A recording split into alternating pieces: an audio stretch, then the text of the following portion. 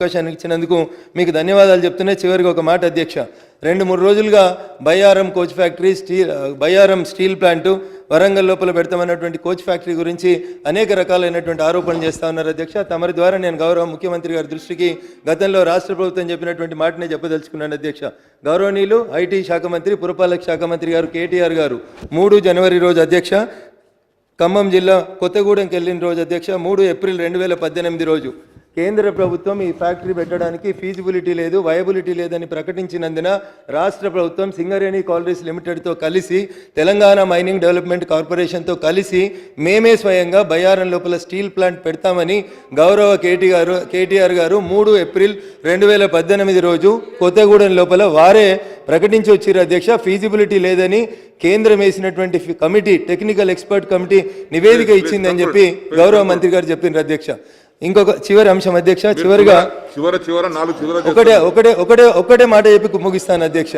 వరంగల్ జిల్లా లోపల కోచ్ ఫ్యాక్టరీకి సంబంధించి గౌరవ మంత్రివర్యులు మొన్న జనవరి నెలలో రైల్వే శాఖ సిబ్బందిని కలిసి, రైల్వే శాఖ అధికారులను కలిసి ఈ రాష్ట్ర ప్రభుత్వం 150 ఎకరాలను ఇస్తున్నట్టు జనవరి 7, 2021 సంవత్సరంలో చెప్పిండ్రు అధ్యక్ష.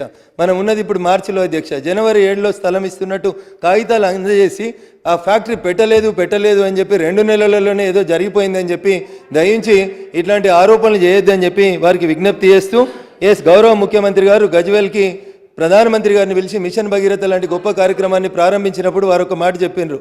ప్రధానమంత్రి గారు అన్ని రాష్ట్రాలకు వెళ్ళినప్పుడు వేరు వ్యక్తులు వేరు రకాలు పక్క రాష్ట్రాల వాళ్ళు కోరుతున్నారు, కానీ నేను మీ ప్రేమ అభిమానం ఈ రాష్ట్రం మీద ఉంటే చాలు అని చెప్పి వారు గొప్ప మనసుతోటి చెప్పిండ్రు. వారు ఢిల్లీకి వెళ్ళిన ప్రతిసారి ప్రధానమంత్రి గారిని, మంత్రుల్ని కలిసి ఈ రాష్ట్రానికి కావాల్సినటువంటి పనులన్నింటిని కూడా తీసుకొస్తా ఉన్నారు. అందుకని ఆయుష్మాన్ భారత్లో కూడా కేంద్ర ప్రభుత్వం పెట్టినటువంటి ఆయుష్మాన్ భారత్లో కూడా మేము చేరుతామని గొప్ప మనసుతో ముఖ్యమంత్రి గారు చెప్పినారు. కరోనా పాండమిక్ సెకండ్ ముఖ్యమంత్రి గారు, సీఎం గారు,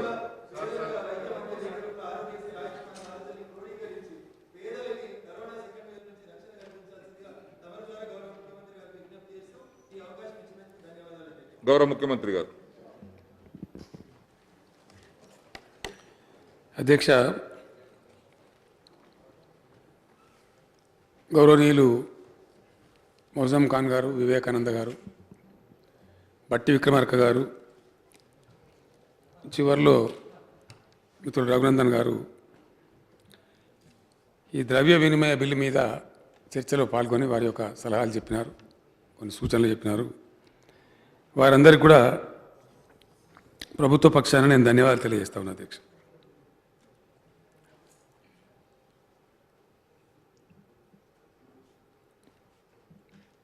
ప్రతిపక్షాలంటే బాగా ప్రిపేర్ అయి వస్తారు, చదువుకొని వస్తారు. మేము ఏదైనా మిస్సింగ్ లింక్స్ ఉంటే కొంత మా దృష్టికి వస్తుంది, మేము కూడా కొంత నేర్చుకోగలుగుతామనే అభిప్రాయం ఉంటుంది అధ్యక్ష. జనరల్గా బడ్జెట్ సమావేశాలు ప్రారంభమైన కాడి నుంచి నేటి దాకా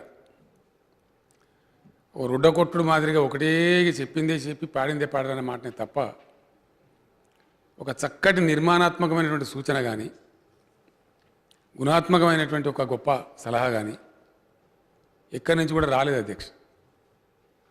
ఎంతసేపు విమర్శన ధోరణి, మంచి చెడ్డ, మన పరిధిలో ఉన్నది లేనిది అంతా కూడా కలిపి, సరే వారి ప్రయత్నం వారు చేసినారు.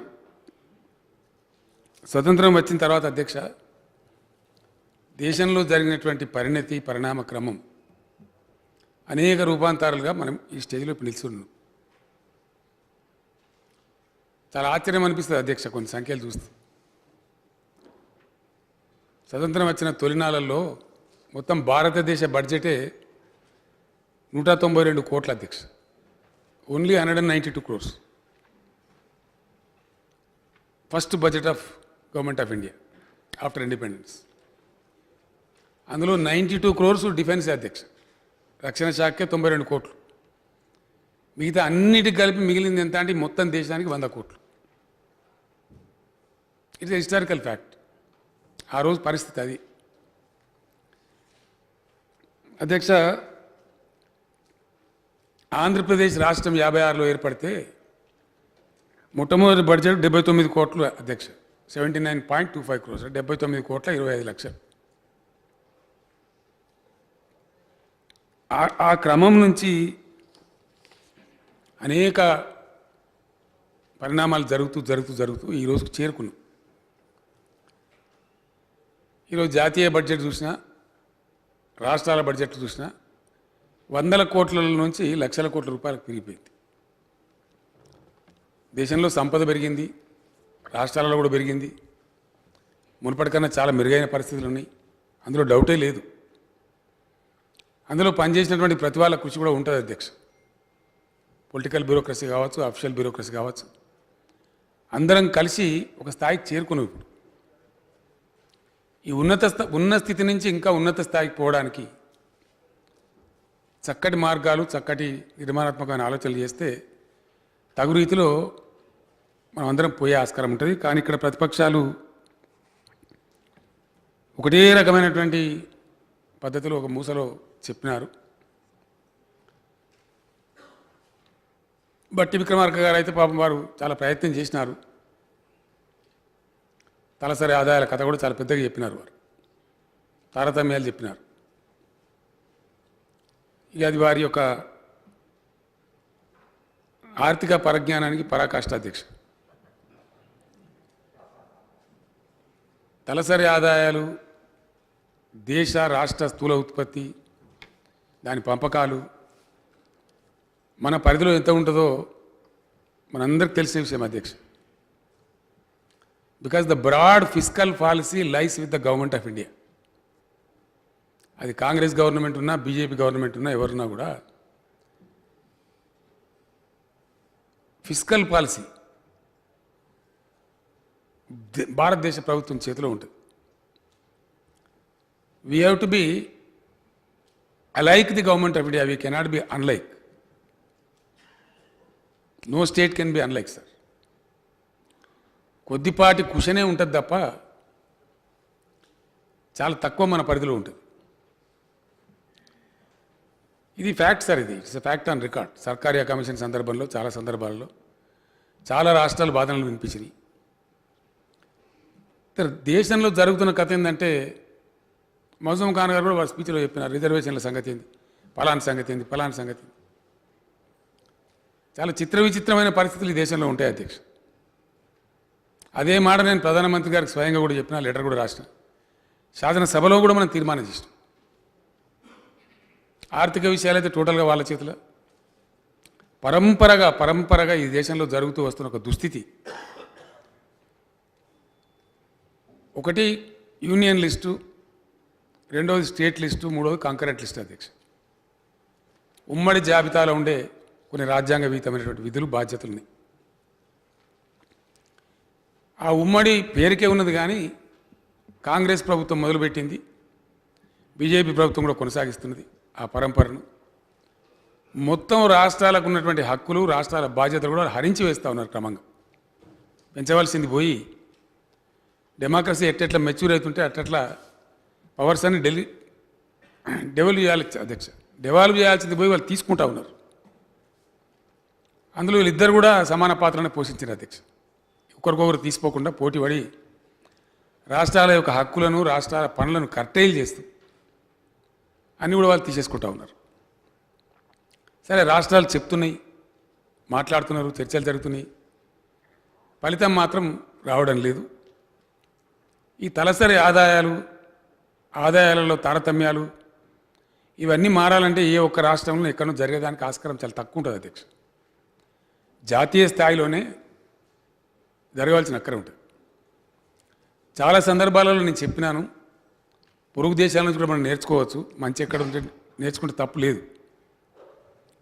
మనకు జియోగ్రఫికల్ కనెక్ట్ ఉన్నటువంటి చైనా మనకన్నా అతి తక్కువ జీడిపితోని, మనకన్నా అతి తక్కువ వ్యవసాయానుకూలమైన భూములతోని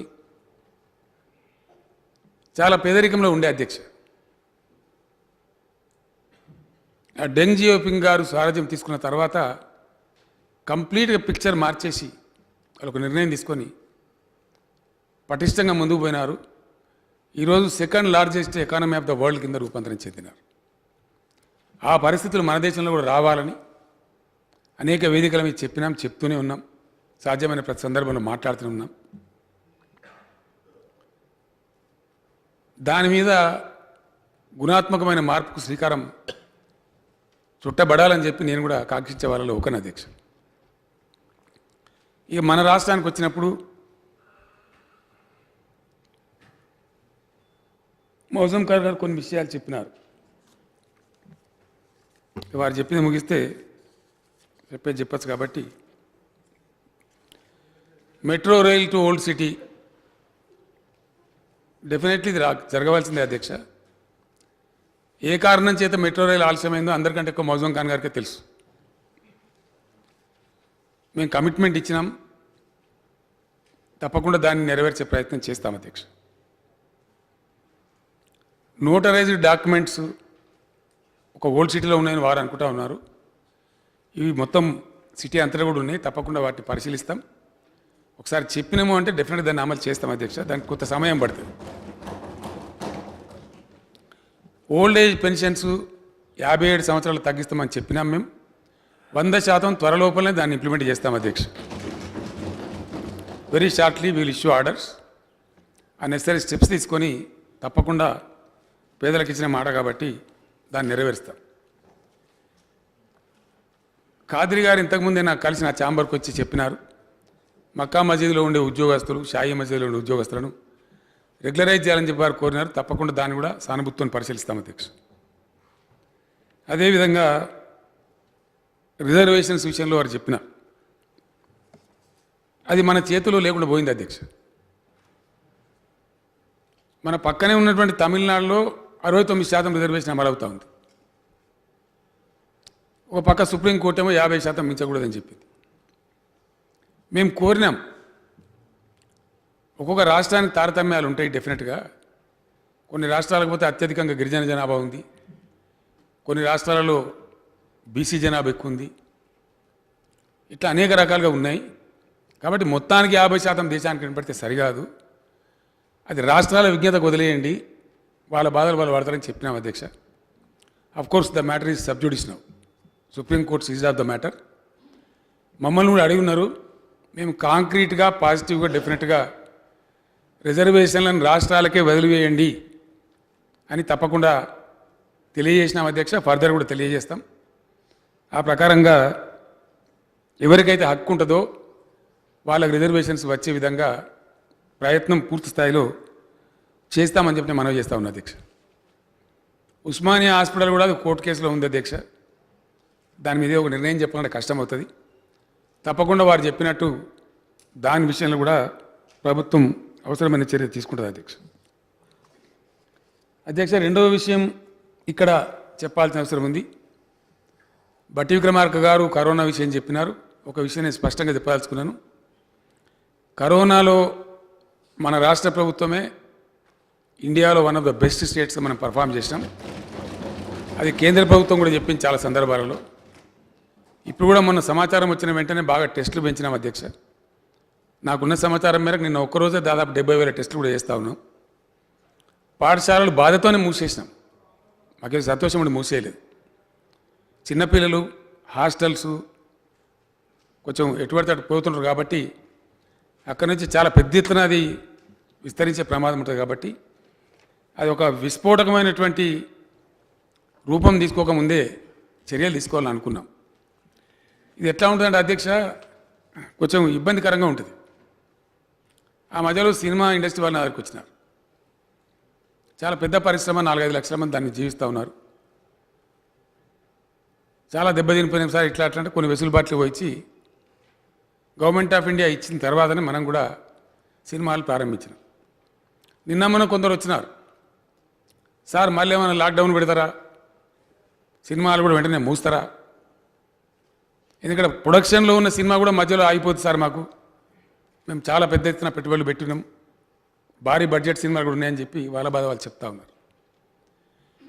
ఇది ఒక విచిత్రమైన పరిస్థితి మనకు సంభవించింది అధ్యక్ష. మనకే కాదు, యావత్ ప్రపంచానికి, దేశానికి, entire world is under going the stress of corona. మనకు ఒక్కరికే కాదు. దీని ద్వారా చాలా దుష్ఫలితాలు వచ్చినాయి. ఇంతకుముందు కూడా బీమార్లు వచ్చినాయి సార్, చాలా వచ్చినాయి. ప్లేగ్ వచ్చింది, కలరా వచ్చింది, రకరకాలుగా వచ్చినాయి. కానీ అది వన్ పార్ట్ ఆఫ్ ద వరల్డ్లో వస్తుండే. కొద్ది రోజులు ఒక 1 మంత్ 2 మంత్స్ 3 మంత్స్ దాని ప్రకోపం చూపించి అది పోతూ ఉంటుంది. టీబీ లాంటి వ్యాధులు కూడా పోయినాయి. ఇది ఎవరికి అంతుపట్టకుండా ఎవరికి అర్థం కాకుండా ఒక సంవత్సర కాలంగా యావత్ ప్రపంచాన్ని వేధిస్తూ ఉంది, మనల్ని కూడా వేధిస్తూ ఉంది. అన్ని దేశాల జీడిపీలు కుప్పకూలినాయి. జాతీయ స్థాయిలో మన దేశం కూడా చాలా దెబ్బతిన్నది. +7% పైన ఉన్నటువంటి జీడిపి -3.8 -4లో పోతా ఉంది అధ్యక్ష. ఆల్మోస్ట్ 11% తల కింద లేపిన పరిస్థితి. అక్కడ మనం కొద్దిగా మెరుగున్నాం అధ్యక్ష, కొంచెం చాలా మెరుగు ఉన్నాం ఆ లెక్కలు చెప్పానంటే.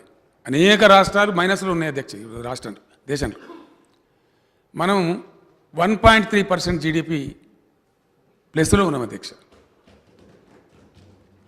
ఇదంతా ఎట్లా వచ్చింది అయితే ఒక విషయం ఇక్కడ చెప్పాలి అధ్యక్ష. ఇప్పటికి దాదాపు 10.85 లక్షల మందికి వ్యాక్సినేషన్ ఇవ్వడం పూర్తయింది. మిగతా వాళ్ళకి ఇవ్వడానికి అది పూర్తిగా మన చేతుల్లో లేదు, కేంద్ర ప్రభుత్వం చేతిలో ఉంది. గౌరవ ప్రధానమంత్రి గారు కూడా ఎప్పటికప్పుడు వీడియో కాన్ఫరెన్స్లు నిర్వహిస్తూ ఉన్నారు. మేము కూడా మా అభిప్రాయాలు చెప్తా ఉన్నాం. ఈ డోసుల యొక్క తయారీని అనుసరించుకొని కేంద్రం కూడా అన్ని రాష్ట్రాలకు సమానంగా ఇస్తూ ఉన్నారు అధ్యక్ష. అందరికి కూడా సమానంగానే వాళ్ళు పంపిణీ చేస్తూ ఉన్నారు. తప్పకుండా డెఫినెట్గా మన వాట మనకు వస్తుంది, అందులో డౌటే లేదు. ఆ విషయంలో ప్రధానమంత్రి గారు కూడా చాలా స్పష్టంగా ఉన్నారు. ఇది వీలైనంత తొందరగా ఏర్పాటు చేయడానికి వ్యాక్సినేషన్ కానీ మరొకటి కానీ అన్ని చర్యలు తీసుకుంటుంది ప్రభుత్వం అని చెప్పి నేను మనవి చేస్తా ఉన్నా అధ్యక్ష. విద్యా సంస్థలు మూసేసింది మేము బాధతోనే మూసినాం. ఎందుకంటే మంత్రి గారు ప్రకటన చేసే ముందు కూడా నేనే ఆ స్టేట్మెంట్ రాసేటప్పుడు ఉన్నాను అధ్యక్ష. తాత్కాలికంగానే మూస్తున్నామని చెప్పింది తప్ప పర్మనెంట్గా మూయం. రెండవ విషయం కూడా రాష్ట్ర ప్రజానీకానికి నేను స్పష్టంగా చెప్పదలుచుకున్నాను. తొందరపడి ఏదో ఆగమాగం అయిపోయి లాక్డౌన్ అనేది పెట్టాం అధ్యక్ష. No more lockdown. లాక్డౌన్ ఉండదు, పరిశ్రమల మూసివేత కూడా ఉండదు. అంత గాబరపడాల్సిన అవసరం లేదు. ఇక్కడ ఇప్పటికే చాలా దెబ్బతిన్నాం. ఒకవైపు కరోనాను నియంత్రించడానికి అరికట్టడానికి తీసుకోవాల్సిన అన్ని చర్యలు తీసుకుంటూనే ఎట్టి పరిస్థితులలో రాష్ట్రంలో లాక్డౌన్ విధించబడదు, తొందరపాటు నిర్ణయాలు ఉండవు. కాబట్టి ఎవ్వరు కూడా దయచేసి బెంబేలు ఎత్తేటువంటి అవసరం లేదు. చాలా స్పష్టంగా ఈ విషయాన్ని మనం చేస్తా ఉన్నాం అధ్యక్ష. కొంచెం మాస్కులు ధరించి, భౌతిక దూరం పాటించి, కొంచెం పరిశుభ్రంగా ఉండి, శానిటైజేషన్ మెథడ్స్ ప్రజలు పాటిస్తే మనం తక్కువ గురయ్యే అవకాశం ఉంటుంది. సరే, ఇప్పుడు మూడాలని పెళ్ళిళ్ళు జరుగుతలేవు, మే వరకు పరిస్థితులు ఎట్లా ఉంటాయో చూద్దాం. ఫంక్షన్స్లో కూడా కొంత గ్యాదరింగ్స్ తగ్గించుకొని మాస్ ఊరేగింపులు ఇట్లాంటి కొంత తగ్గించుకుంటే మంచిదనే మాట రాష్ట్రంలో ఉన్న ప్రతి ఒక్క మనిషి కూడా ఈ సందర్భంగా నేను విజ్ఞప్తి చేస్తూ ఉన్నా. దీనికి మెయిన్ సెల్ఫ్ డిసిప్లిన్ అధ్యక్ష. సెల్ఫ్ కంట్రోల్, సెల్ఫ్ డిసిప్లినే బాగా సహాయపడుతుంది. ఆ మార్గం ప్రజలు అవలంబించాలని చెప్పి నేను కోరుతా ఉన్నా అధ్యక్ష.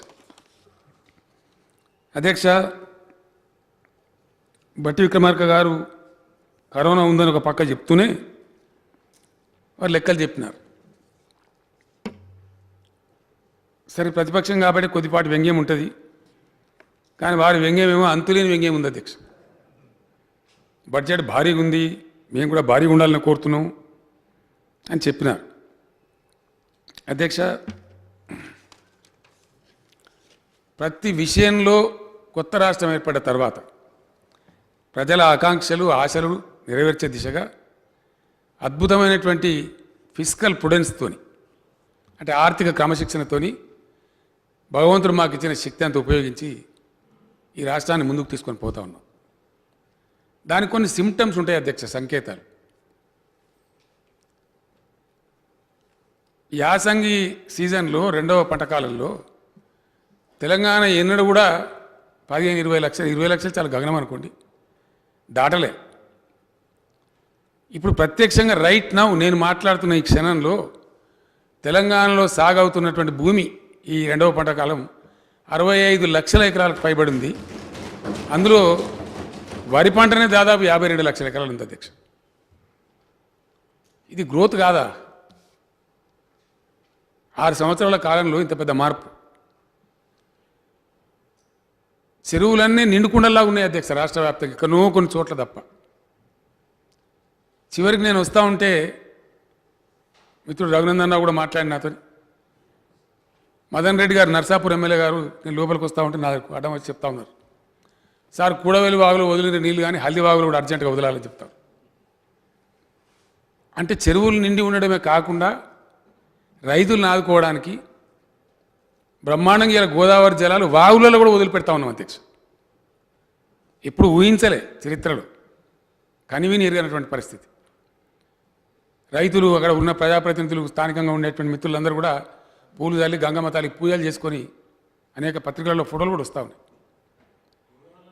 ఎక్కడి నుంచి ఎక్కడికి మార్పు వచ్చింది అనేది ఈ మధ్యనే అధ్యక్ష నేను ఇరిగేషన్ డిపార్ట్మెంట్తో సమగ్ర చర్చ పెడితే ఇక్కడి నుంచి ఇంకో 3 ఏళ్ల పాటు ఎవ్రీ ఇయర్ 16-17 lakhs చొప్పున యాడ్ చేస్తూ పోతాం సార్ అని చెప్తా ఉన్నారు.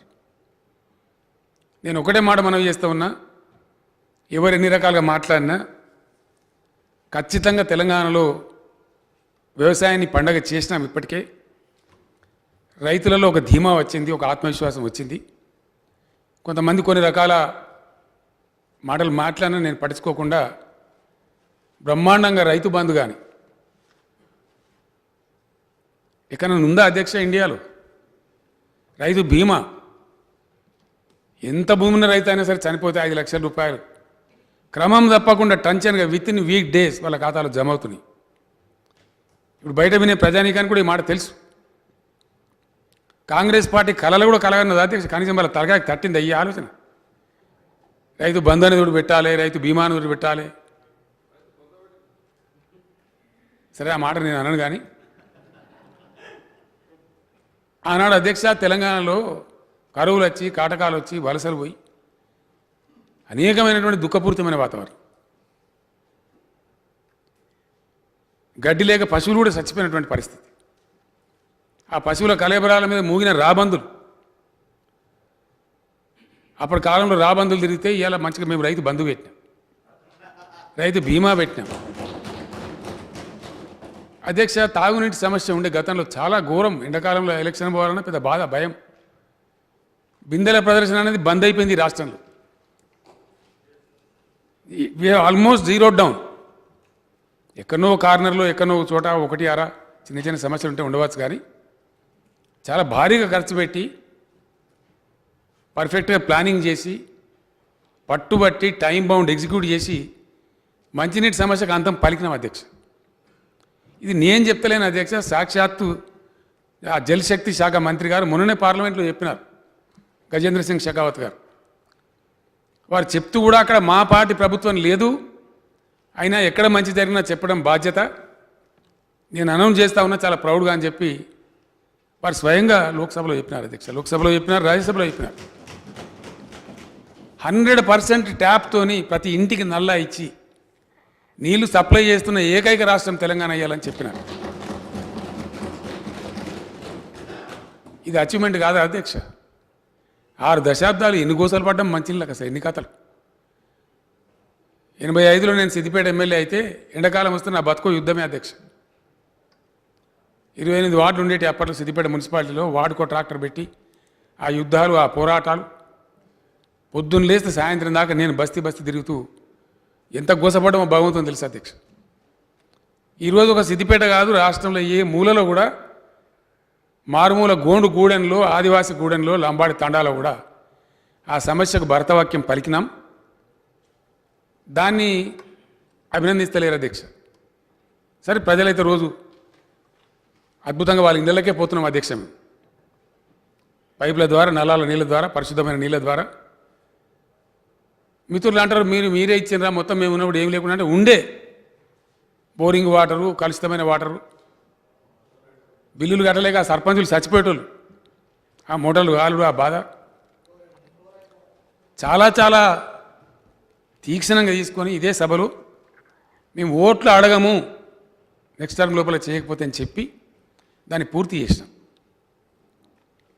ఇరిగేషన్ ప్రాజెక్టులు కూడా ఎన్నో రకాల అధ్యక్ష 500-600 కేసులు పెట్టినారు.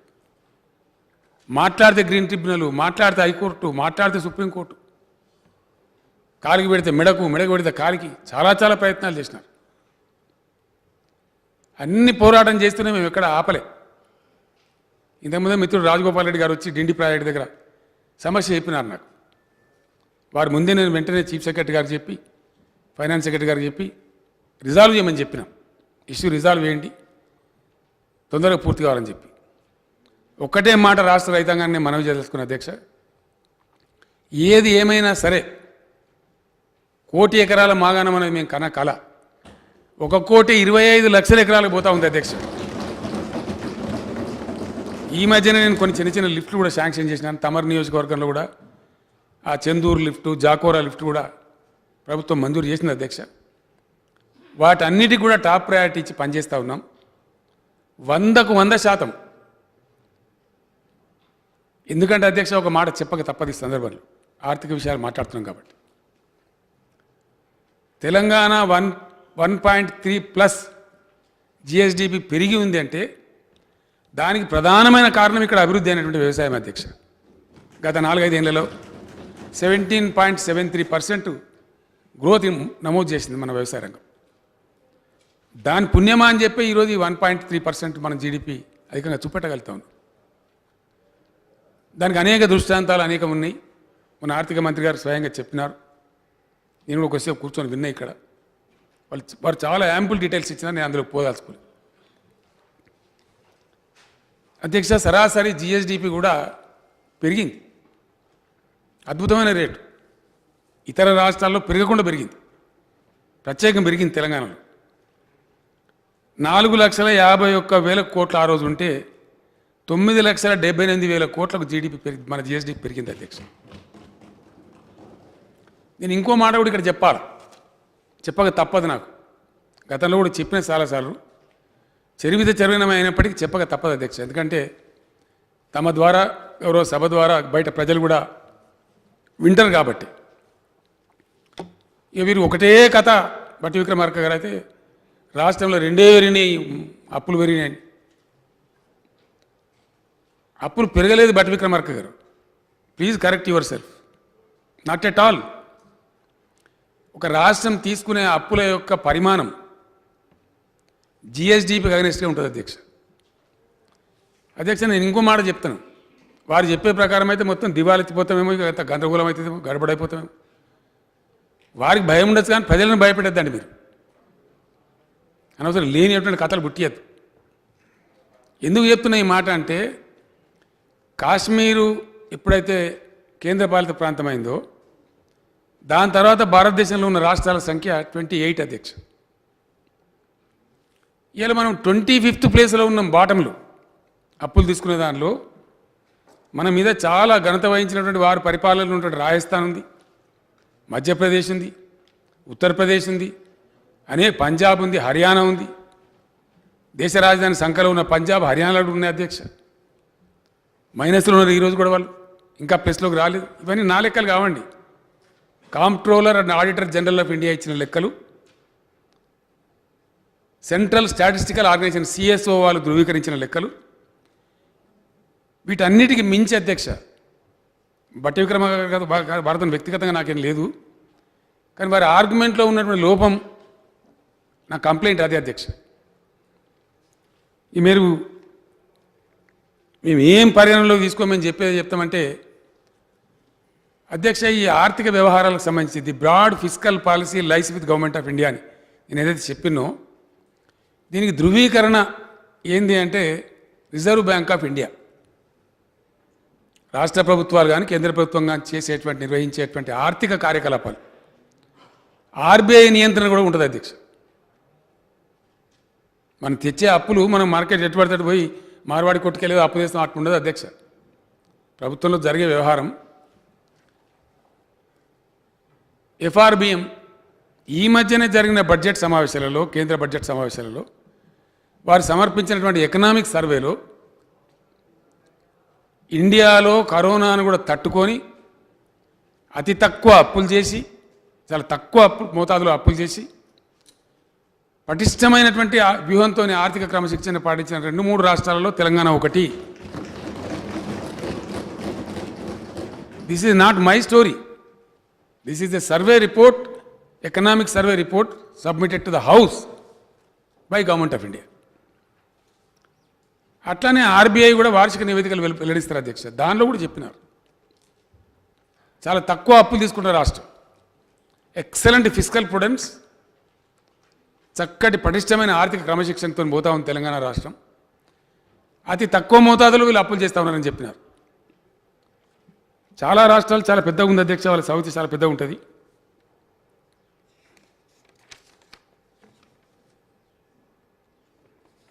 అనేకమైన రాష్ట్రాలు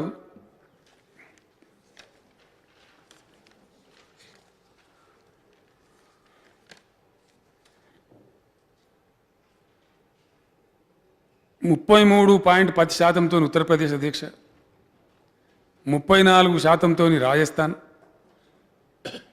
38.7% పంజాబ్. చాలా పెద్ద చాంతాడు తలిస్తుంది ఇది. మనము 22.8%తోని 25వ ప్లేస్లో ఉన్నాం అధ్యక్ష. జస్ట్ 22.8%. 39, 38, 38.7 ఇతర రాష్ట్రాలు ఉన్నప్పటికీ మనం ఆ స్థాయిలో లేము. చాలా తక్కువ అప్పులు తీసుకున్నాం, అవసరమైన మేరకే తీసుకున్నాం. ఈ అప్పులు తీసుకోవడం ఒక ఎత్తు అధ్యక్ష, దాన్ని ఎట్లా వాడుతున్నాం అనేది రెండవ ఎత్తు. చాలా చాలా ఇంపార్టెంట్ ఇష్యూ అది. క్యాపిటల్ ఎక్స్పెండిచర్ అన్ని రాష్ట్రాలలో అగ్రస్థానంలో ఉన్నాం అధ్యక్ష. మనం అన్ని రాష్ట్రాలలో 10 సంవత్సరాలలో తెలంగాణలో ఉమ్మడి రాష్ట్రం ఉన్నప్పుడు పెట్టినటువంటి క్యాపిటల్ ఎక్స్పెండిచర్ జస్ట్ 54,000 crores అధ్యక్ష.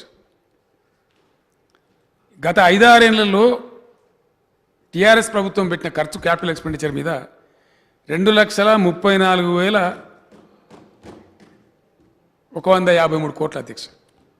ఎక్కడ 54,000, ఎక్కడ 2,34,000 కోట్లు. మన స్థూల ఉత్పత్తి జిఎస్డిపి పెరుగుతుందంటే కూడా క్యాపిటల్ ఎక్స్పెండిచర్ దానికి ఒక ప్రధాన కారణం అధ్యక్ష. క్యాపిటల్ ఎక్స్పెండిచర్ ద్వారా ఇరిగేషన్ ప్రాజెక్టులు వస్తూ ఉన్నాయి, మంచినీటి సమస్య తీరుతూ ఉంది, పవర్ ప్రాబ్లమ్స్ పోతూ ఉన్నాయి, ఇంకా అనేక మౌలికరంగా వసతులు పెరుగుతూ ఉన్నాయి. వాటన్నిటి కారణంగా మనకు వచ్చే పనులు కూడా పెరుగుతాయి. తద్వారానే జిఎస్డిపి అద్భుతంగా పెరుగుతూ ఉంది. క్యాపిటల్ ఎక్స్పెండిచర్ అంత లేకపోతే అంత రాదు. ఇతర రాష్ట్రాలు తక్కువ ఉండడానికి కారణం కూడా వాళ్ళ క్యాపిటల్ ఎక్స్పెండిచర్ తక్కువ ఉండడం, డబ్బులు తేవడం, ఆ తెచ్చిన డబ్బును కూడా చాలా సద్వినియోగం చేయడం, దాని రిటర్న్స్ వస్తూ ఉన్నాయి అధ్యక్ష. మన ఆర్థిక మంత్రి గారు కూడా బహుశా చెప్పినారు నాకు తెలిసి. ఒక సంవత్సరంలో మన రైతాంగం పండించిన పంట 1,00,000 కోట్ల అధ్యక్ష, 1,00,000 కోట్లు. It is getting back now. ఫలితాలు కూడా వస్తూ ఉన్నాయి. 6 ఏళ్ల కింద 7 ఏళ్ల కింద తెలంగాణ రైతుల పరిస్థితి ఏంది, ఇవాళ రైతుల పరిస్థితి ఏంది అధ్యక్ష? ఇవాళ ఒక ధీమా, ఒక విశ్వాసం, ఎస్ మేము మంచిగా గొప్పగా బతకగలుగుతామనే ధీమా అధ్యక్ష. దేశంలో ఎక్కడ కూడా ఏ రాష్ట్రం కూడా మీకు ఇష్టం ఉంటున్న చోట అమ్ముకోమని చెప్పి రైతులను వాళ్ళ కర్మానికి వదిలేసారు తప్ప, ఈచ్ అండ్ ఎవ్రీ విలేజ్లో పర్చేజింగ్ సెంటర్ పెట్టి అన్ని రకాల ధాన్యాలు, రైతు పండించిన అన్ని రకాల ధాన్యాలు కొన్న ఒకే ఒక్క రాష్ట్రం ఇండియాలో తెలంగాణ. దీని గురించి అసలు ప్రస్తావన కానీ మాట కానీ ఉండదు అధ్యక్ష. ఇంకో మాట చెప్పానంటే, కరోనాతో మొత్తం ప్రపంచం అతలకుతలం అయిపోయింది. మన దేశం వెలకితల పడ్డది. -3.8% జీడిపితో ఇప్పుడు సతమతం అవుతా ఉంది. మనం కూడా దెబ్బతిన్నాం దాంట్లో. 1,00,000 కోట్ల అధ్యక్ష డైరెక్ట్ అండ్ ఇండైరెక్ట్ ఇంపాక్ట్ కలిస్తే మనకు వాటిల్ని నష్టం కూడా 1,00,000 కోట్ల పైచిలకి. చాలా పెద్ద దెబ్బ కొట్టి. ఇది ఒక పక్క చెప్తున్నారు బట్టి విక్రమార్క గారు, వారికి ధన్యవాదాలు. ఇప్పుడు సెకండ్ వేవ్ మీద కూడా తీసుకోవాల్సిన చర్యల గురించి వాడు చెప్పినారు. కానీ కథ ఎట్లుందంటే, ఒక పక్క ఇది చెప్తూనే మళ్ళీ అంకెలు చెప్తారు అధ్యక్ష. మొత్తమే నాశనం పోయిందంటే ఇది ఎట్లుందంటే అధ్యక్ష, ఒక చిన్న విషయం గుర్తుకొస్తూ ఉంది. ఒక ఊళ్ళో కానీ పాము గరిచి చచ్చిపోయింది అధ్యక్ష. ఒక గ్రామంలో పాము గరిచింది అని చచ్చిపోయింది. పాము శవం అక్కడ పడింది. వచ్చేవాళ్ళు వస్తున్నారు, పరామర్శ చేస్తున్నారు, పోతున్నారు. బట్టి విక్రమార్క లాంటి మిత్రుడు కూడా వచ్చిండు. ఏమైందండి, ఎందుకు చనిపోయిండు అంటే, పాము గరిచి చచ్చిపోయాడు. ఏడ గరిచిందండి పాము? ఈ కన్ను బొమ్మ మీద గరిచిందా? అయ్యో ఇంకా నయమే, కొద్దిగా కిందికి గరిస్తే కన్నే పోతున్నారు. చెట్టు అంతా మనిషే పోయిండ్రా అంటే, చచ్చిపోయిన మనిషి కన్ను ఉంటేంది లేకపోతే ఎంత అధ్యక్ష? కరోనా ఘోరమైన దెబ్బ కొట్టింది, ప్రపంచం దెబ్బతిన్నది, భారతదేశం దెబ్బతిన్నది. ఆటో రిక్షా బంధు, కారు బంధు, పెట్రోల్ పంప్ బంధు, హోటల్ బంధు, మోటార్ బంధు, మొత్తమే బంధు కదా అధ్యక్ష. మనమే కర్ఫ్యూలు పెడుతున్నాం.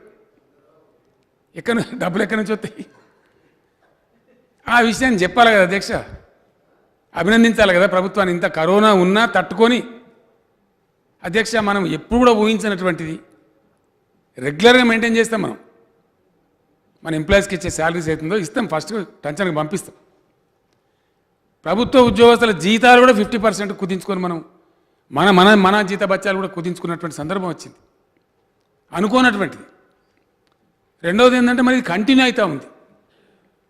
సరే భగవంతుని దయ, ప్రకృతి, అది ఏం జరుగుతుంది, మానవ సంబంధమైన జాగ్రత్తలు మనం తీసుకున్నా ఎంతవరకు ఉంటుంది ఏంది అనేది ప్రపంచం మొత్తం కన్ఫ్యూజన్లో ఉంది. ఇప్పుడు మన దేశంలో కూడా దాదాపు 60-65 దాటుతూ ఉంది అధ్యక్ష మళ్ళీ మరణాలు, కరోనా పాజిటివ్ కేసెస్.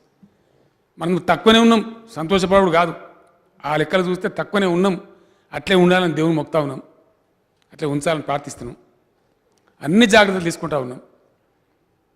అయినప్పటికీ ఇది ఎప్పటిదాకా కంటిన్యూ అవుతుంది, ఈ స్టేల్మేట్ ఎంత దూరం ఉంటుంది, ఏం జరుగుతుంది అనేటువంటి పెద్ద కన్ఫ్యూజను యావత్ ప్రపంచమే ఒక రకమైనటువంటి బాధతో ఉంది. అయినప్పటికీ కూడా ఉన్నంతలో యథాశక్తిలో ప్రజలను ఆదుకున్నాం. మౌజం ఖాన్ గారు చెప్పినట్టు వలస కూలీలను ఆదుకున్నాం, మన దగ్గర ఉన్న పేదలను ఆదుకున్నాం, బియ్యం ఎక్స్ట్రా ఇచ్చినాం, ఎన్ని రకాల ప్రయత్నాలు జనాన్ని చేసినాం. ఎట్టి పరిస్థితుల్లో కరోనా సమయంలో సంక్షేమం ఆపలే అధ్యక్ష, పేదలకు ఇచ్చే పెన్షన్లు ఆపలే, గ్రామాలకు ఇచ్చే అభివృద్ధి నిధులు ఆపలే, అన్నీ కూడా కొనసాగించినాం. జరిగింది అట్లే జరగాలని కూడా భగవంతుని కోరుకుంటాం. ముందు ముందు కూడా తెలంగాణ ఇట్లే ప్రగతి పదంలో సాగాలి, ముందుకు పోవాలి. ప్రతిదీ పెంచినాం అధ్యక్ష. పర్ క్యాపిటా ఇన్కమ్ పెరిగింది, ఇది దాచిపెట్టేది కాదు. పర్ క్యాపిటా పవర్ యూటిలైజేషన్ పెరిగింది, అగ్రికల్చర్ ప్రొడక్షన్ అనూహ్యంగా పెరిగింది. ఎఫ్సిఐ చైర్మన్ గారే చెప్పినారు, దేశం సేకరించిన ధాన్యంలో 55% ఒక తెలంగాణ రాష్ట్రమే ఇచ్చిందని కూడా చెప్పినారు అధ్యక్ష. ఆ ప్రకటన నేను కూడా పేపర్లో చూస్తేనే వార్త, నాకు దండిగా ఇచ్చినామని సంతోషంగా ఉన్నాం, కానీ వారు వాస్తవం చెప్పినారు. ఇట్లా అనేక ఆస్పెక్ట్స్లో పెంచినాం. తర్వాత అధ్యక్ష వారు తలసరి ఆదాయాలు చెప్పినారు. ఒక విచిత్రమైన మాట మాట్లాడినారు పాపం వారు. ఇరిగేషన్ ప్రాజెక్టులు కడితే 200 మంది కాంట్రాక్టుల దగ్గర సంపద ఉంటుంది. ఉంటుందా అధ్యక్ష? ఇది ఎంత అసంగతమైన చర్చ. కాంట్రాక్టర్ అనేవాడు ఒక టూల్, ఎంటైర్ వరల్డ్లో ఉంటుంది, మొత్తం గవర్నమెంట్ ఆఫ్ ఇండియాలో ఉంటుంది, మన పొరుగు రాష్ట్రం కర్ణాటకలో ఉంటుంది, మహారాష్ట్రలో ఉంటుంది, ఆడిపోయినా అదే సిస్టమ్ ఉంటుంది. మనం రాకముందు ఇంకా చాలా దండిగా ఉండే, అప్పుడు ఈపీసీలు ఉండే, ఈపీసీలు, మొబిలైజేషన్ అడ్వాన్స్లు చాలా తతంగాలు ఉండే. అప్పుడు అవన్నీ మేము రద్దు చేసినాం, మీ ఇష్టం ఉంటే పని చేయండి, లేకపోతే పొమ్మని చెప్పినాం. చేసే పని కూడా పటిష్టంగా ఉండాలంటే 10 years మీదే మెయింటెనెన్స్ అని పెట్టినాం అధ్యక్ష. కండిషన్ చాలా హార్ష్గా పెట్టినాం. అట్లా కాంట్రాక్టర్ల దగ్గర నిక్షిప్తం కాదు. భట్టి విక్రమార్క గారు దయచేసి మీరు సవరించుకోవాలా, అది రాంగ్ స్టేట్మెంట్. అది ఇది ఇరిగేషన్ ప్రాజెక్టులు కట్టుడే తప్పన్నట్టు, తద్వారా సంపద కాంట్రాక్టర్ల దగ్గర ఉంటుంది అన్నట్టు మీరు చెప్పినారు, అది కరెక్ట్ కాదు. ఆ రకంగా ఇరిగేషన్ పెంచినాం, వ్యవసాయ ఉత్పత్తులు పెరిగినాయి, పర్ క్యాపిటా ఇన్కమ్ పెరిగింది, పర్ క్యాపిటా పవర్ యూజ్ పెరిగింది, అన్నీ కూడా పెంచినాం అధ్యక్ష. నా దగ్గర పెద్ద లిస్ట్ ఉంది, మన ఫైనాన్స్ మినిస్టర్ గారు కూడా చెప్పినారు, నేను కూడా ఎక్కువ టైం వేస్ట్ చేయదలుచుకోలేదు, మళ్ళీ చెప్పి ఆల్ ఆస్పెక్ట్స్లో గ్రోత్ ఉంది అధ్యక్ష. నేను గవర్నర్ స్పీచ్లో కూడా గవర్నర్ గారితో చెప్పించినా, మళ్ళీ సమాధానాలు కూడా చెప్పినా, మళ్ళీ కూడా ఈరోజు చెప్తా ఉన్నా, ప్రజలకు తెలవాలి కాబట్టి. సోలార్ పవర్ పెంచినాం, 71 మెగావాట్ల నుంచి 4840 మెగావాట్లకు పెంచినాం. పవర్ ఇన్స్టాల్డ్ కెపాసిటీ పెంచినాం. ఎందుకంటే పవర్లో ఉన్న అనిశ్చితి కంప్లీట్ తీసేసినాం. 13,600, 13,700, 14,000 టచ్ అయినా, 28,000 టచ్ అయినా సరే సప్లై చేసే సామర్థ్యాన్ని పెంచినాం, సరఫరా సామర్థ్యాన్ని. 28,000 మెగావాట్స్ కూడా మనం సప్లై చేయగలుగుతాం అధ్యక్ష ఈరోజు. ఇది కూడా మేం చెప్తున్న స్టోరీ కాదు, సిఈఏ అంటే సెంట్రల్ ఎలక్ట్రికల్ అథారిటీ వాళ్ళు ఇచ్చిన డిక్లరేషన్ అధ్యక్ష, అఫీషియల్ డిక్లరేషన్. ఇట్లా అన్ని రంగాలలో కూడా చెప్పినాం. అన్నిటిని మించి అధ్యక్ష మన తెలంగాణ భాషలో పతారా అంటాం. అప్పులకు సంబంధించి అధ్యక్ష మనం ఇప్పుడు తెచ్చుకోవాలంటే దాని సిస్టమ్ ఉంటుంది, ఎప్పుడు పడితే పోయి అప్పుడు పడితే ఆడికెళ్ళి తీసుకుని ఉండదు అధ్యక్ష. ఎవ్రీ ట్యూస్డే ఆర్బీఐ వాళ్ళు బాండ్స్ మన రాష్ట్రం ఇస్తాం, మన ఇండియన్ ఇస్తాం, మాకు ఇంత అవసరం ఉందండి అని చెప్పి వాళ్ళు బాండ్స్ పెడతారు. బాండ్స్ అన్ని బ్యాంకులు, ఎల్ఐసి, ఇతర సంస్థలు కొంటూ ఉంటారు అధ్యక్ష. ఏ రాష్ట్రం యొక్క బాండ్ కూడా 7 సంవత్సరాల నుంచి 12 సంవత్సరాలు, ఏదో ఒక్క రాష్ట్రం ఉంది అది 15 సంవత్సరాల వరకు కొంటారు అధ్యక్ష. ఎవ్రీ ట్యూస్డే బాండ్ పెట్టగానే అందరు ఎంక్వైరీ, తెలంగాణ బాండ్ ఉందా అండి, అన్ని బ్యాంకులు. ఒకసారి నేను రామచంద్రరావు గారికి చెప్పి, రామచంద్రరావు సార్ ఒకసారి 25 years పెట్టమను, ఒకసారి 40 years పెట్టమను. 25 సంవత్సరాల 40 సంవత్సరాల బాండ్ అమ్మే ఒకే ఒక రాష్ట్రం తెలంగాణ అధ్యక్ష.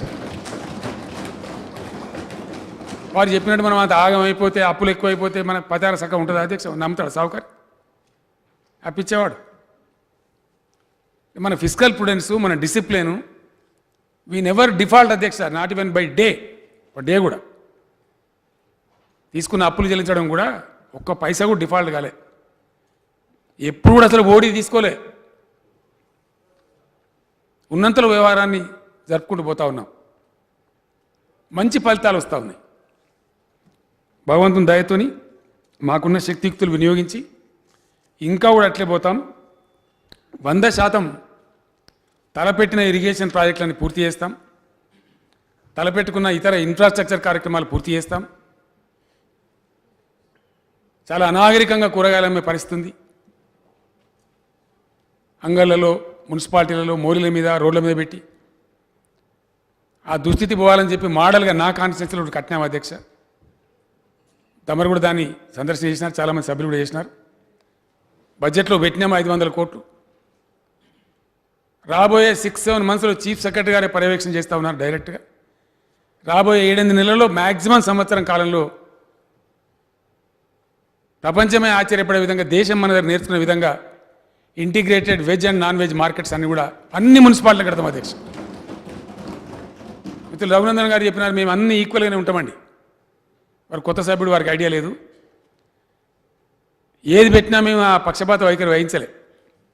మిషన్ కాకతీయ పెడితే ఈక్వల్గా అన్ని మండలాల్లో సమానంగా తీసుకున్నాం చెరువులు. మిషన్ భగీరథ పెడితే ప్రతి ఇంటికి నీళ్ళు ఇవ్వమని చెప్పినాం. 24 hours పవర్ కూడా అందరికి సమానంగా వస్తుంది అధ్యక్ష. ఇటు అనేక విషయాలలో మేము సమవర్తిగానే ఉన్నాం. ఈ విషయంలో కూడా 141 మున్సిపాలిటీస్ ఉన్నాయి. 141 మున్సిపాలిటీస్లో కడతాం అధ్యక్ష, అన్ని మున్సిపాలిటీలు కడతాం. ఇంతకుముందే మిత్రుడు రాజాసింగ్ వచ్చినారు, ధూల్పేటలో ఓపెన్ జాగా ఉంది మాకు, కమ్యూనిటీ హాల్ కావాలని చెప్పి.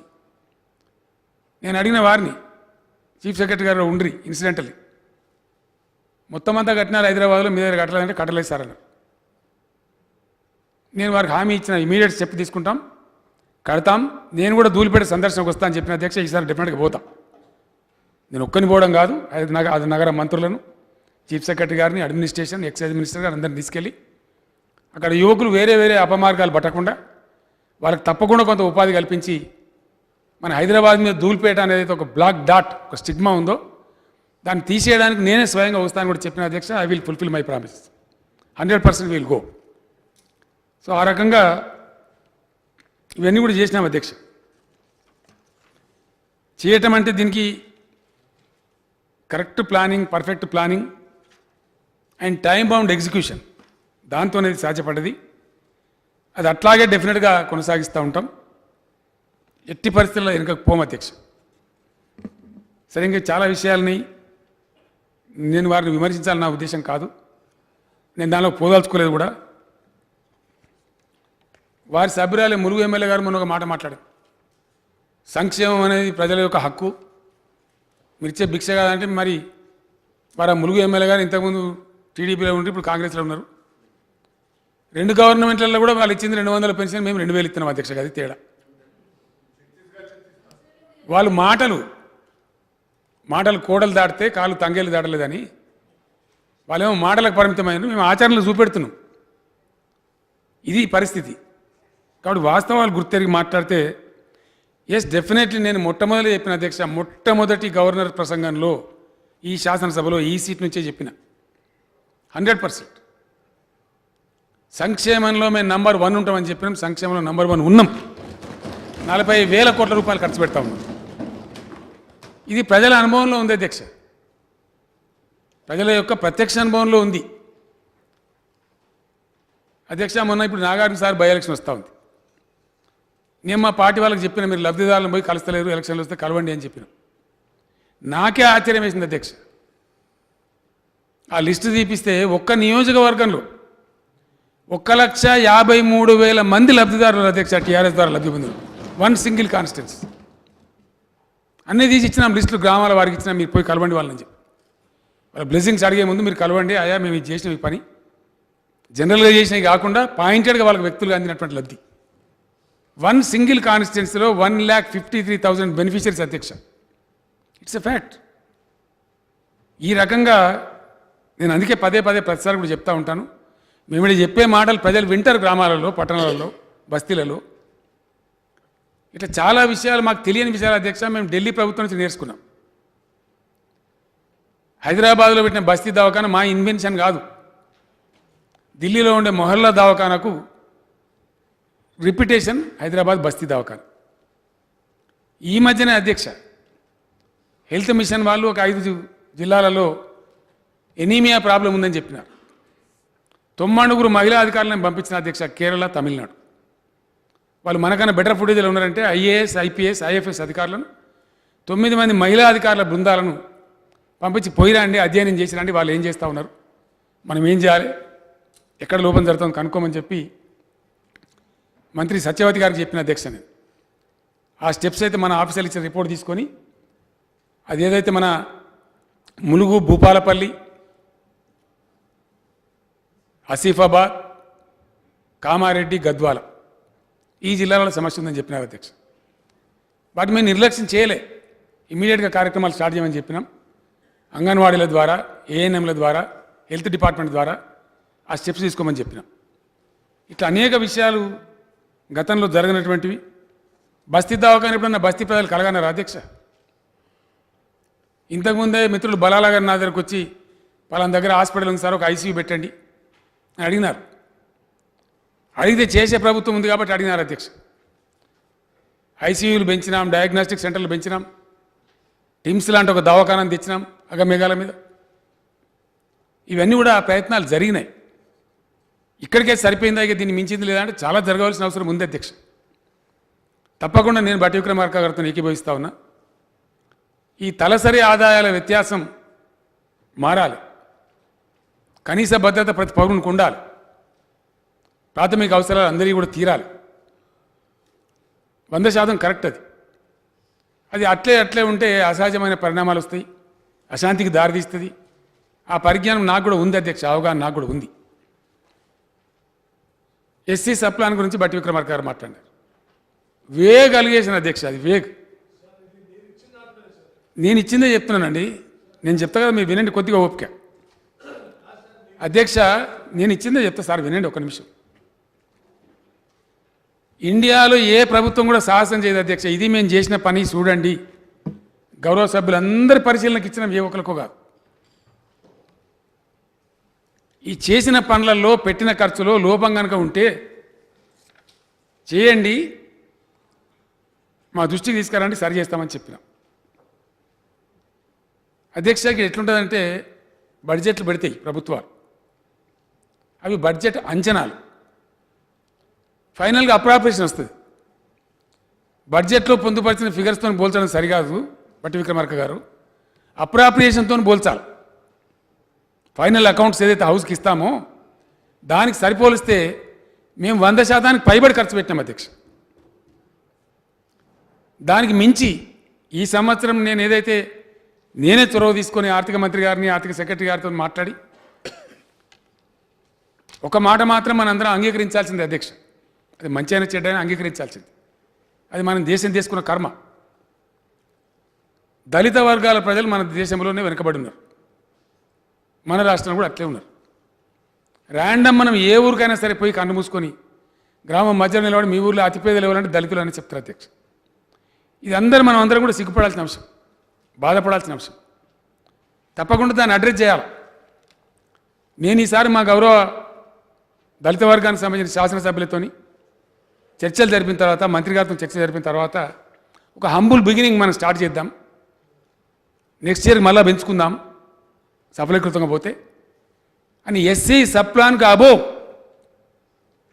1000 కోట్ల రూపాయలను సీఎం దళిత్ ఎంపవర్మెంట్ అని పెట్టినాం అధ్యక్ష. I'm assuring the honourable house through you sir that will be above the SC subplan. Not part of the subplan. ఒక హమ్ముల్ బిగినింగ్ చేద్దాం, చూద్దాం, ప్రయత్నం చేద్దాం. నియోజకవర్గానికి ఒక 10 కోట్లు 15 కోట్లు ఇచ్చి 4 కుటుంబాలు 10 కుటుంబాలు 20 కుటుంబాలు ఎందరూ బాగుపడ్డా మంచిదే, కొంత పటిష్టంగా చేద్దామని అనుకున్నాం.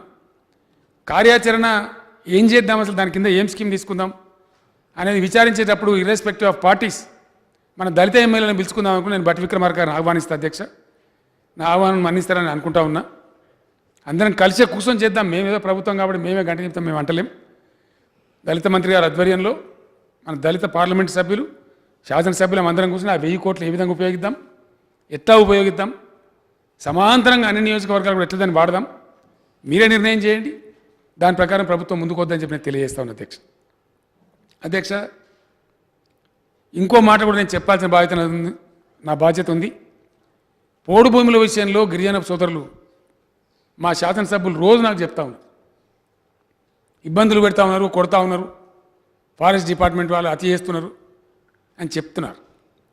ఫారెస్ట్ డిపార్ట్మెంట్ వాళ్ళకి నేను ఆదేశం ఇచ్చిన, నా దగ్గర నా ఆఫీసులోనే భూపాల్ రెడ్డి గారు అని చెప్పి సీనియర్ ఐఎఫ్ఎస్ ఆఫీసర్ అధ్యక్ష, బాధ్యత గల వ్యక్తి, నా ఆఫీసులో వారు కూడా ఉన్నారు, ప్రియాంక వర్గీస్ అని చెప్పి వారు కూడా ఉన్నారు. ఆదేశాలు కూడా ఇచ్చినా, మీరు స్టేటస్కో మెయింటైన్ చేయడం వాళ్ళు అరాజ్ చేయకండి. కొద్ది రోజులలో మేమే బయలుదేరుతాం, గవర్నమెంటే బయలుదేరుతుంది. గవర్నమెంట్ ఏదో రహస్యంగా కూర్చొని చేయడం నాకు ఇష్టం లేదు అధ్యక్ష. బాజాప్తా ప్రజా దర్బార్ లాగా పెట్టి అసలు ఏంది ఆ పోడు భూమి ఏంది, దాని కథ ఏంది, ఎంతున్నది. ఎందుకంటే 2 బాధ్యతలు మనం ఉంటాయి అధ్యక్ష. ఆ పోడు వ్యవసాయం చేసుకొని బ్రతుకుతున్న గిరిజనులను కాపాడాలి ఒక బాధ్యత. రెండవది అది ఎక్కడనో ఒక ముగింపు చేసి అడవి భూముల పరిరక్షణ కూడా చేయాలి అధ్యక్ష. అడవులు అంతరించిపోతే కూడా ఆగమైపోతాం. ఈ మధ్యనే చాలా ఫోటోలు చూసినాను నేను. ఎస్ఆర్ఎస్పిలో ఫుల్గా నీళ్లు ఉంటే ఆ నీళ్ళ అంచున గరక ఉంటే వందలాది జింకలు వచ్చి బ్రహ్మాండంగా దుంకుకుంటా ఎగురుకుంటా ఆ గరక వేసి నీళ్ళు తాగుతూ ఉన్నాయి అధ్యక్ష. చాలా సుందరమైన దృశ్యాలు కనపడతా ఉన్నాయి.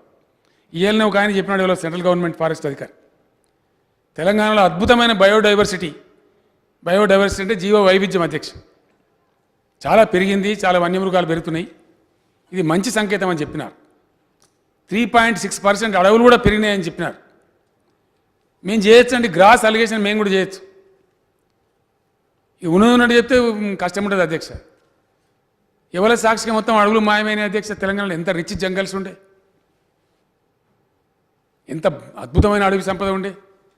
తమర్ జిల్లా నిజామాబాద్ పోతుంటే ఆ ఇందల్బాయి దగ్గర ఒక్క బండిని మోనియకపోదురు అధ్యక్ష. పోలీసులు 10 బండ్లను జమ చేసి పంపించేది, అడవిలో మధ్యలో ఇబ్బంది ఉంటుందని చెప్పి. ఇలా మాయమైపోయింది అడవి. మొత్తం అన్ని జిల్లాలలో పోయింది అధ్యక్ష, ఒక చూడడానికి కాదు. కాబట్టి పోడు భూముల సమస్య పరిష్కారం ఎంత ముఖ్యమో దానికి ముగింపు వలికి ఆ గిరిజనులకు ఊరట కల్పించి ఏదో రూపంలో వాళ్ళకి హక్కు కూడా ఇచ్చి, అధ్యక్ష మా కన్సర్న్ ఏంటంటే రైతు బంధు మొదలుపెట్టినప్పుడు ఆర్ఓఎఫ్ఆర్ గమనంలోకి తీసుకోలే. తర్వాత మా ఎమ్మెల్యేలు మినిస్టర్స్ వచ్చి చెప్పినారు, సార్ వాళ్ళకి పట్టాలని 1,00,000 మంది పైచీలకు వాళ్ళకు కూడా ఇస్తే బాగుంటుంది సార్ అని చెప్తే ఇమీడియట్గా రైతు బంధు మంజూరు చేసినాం అధ్యక్ష. ఇట్లా అనేక రకాలుగా వాళ్ళ సంక్షేమం కోసం మేము పాటుపడుతున్నాం. ఈ పోడు భూముల సమస్యను కూడా నేను చీఫ్ సెక్రటరీ గారు మాట్లాడుకున్నాం, ఒక అవగాహన ఉంది. 100కు 100% దాన్ని కూడా నెరవేరుస్తాం అధ్యక్ష. ఆ సమస్యకు ఒక చిరమగీతం పాడతాం. మేము అల్లాటప్ప చేసుడు మాకు అలవాటు ఉండదు అధ్యక్ష. ఏదైనా చేస్తే పకడ్బందీ చేస్తాం, దేరాయ దురుస్తాయి అన్నట్టు చేసినామంటే దాన్ని పక్కగా దాన్ని శాశ్వతంగానే పరిష్కారం అయ్యేటట్టు చేస్తాం. వాళ్ళకు కూడా పోడు భూములు చేసుకుంటున్న రైతులకు కూడా నేను హామీ ఇస్తా ఉన్నా, మీ భూములు పరిష్కారం చేసి మీకు ఏదో రూపకమైన పట్ట ఆర్ఓఎఫ్ఆర్ ఇంకోటి వచ్చి మీకు కూడా రైతు బంధు ఇస్తా అని చెప్పి మనం చేస్తా ఉన్నాం అధ్యక్ష.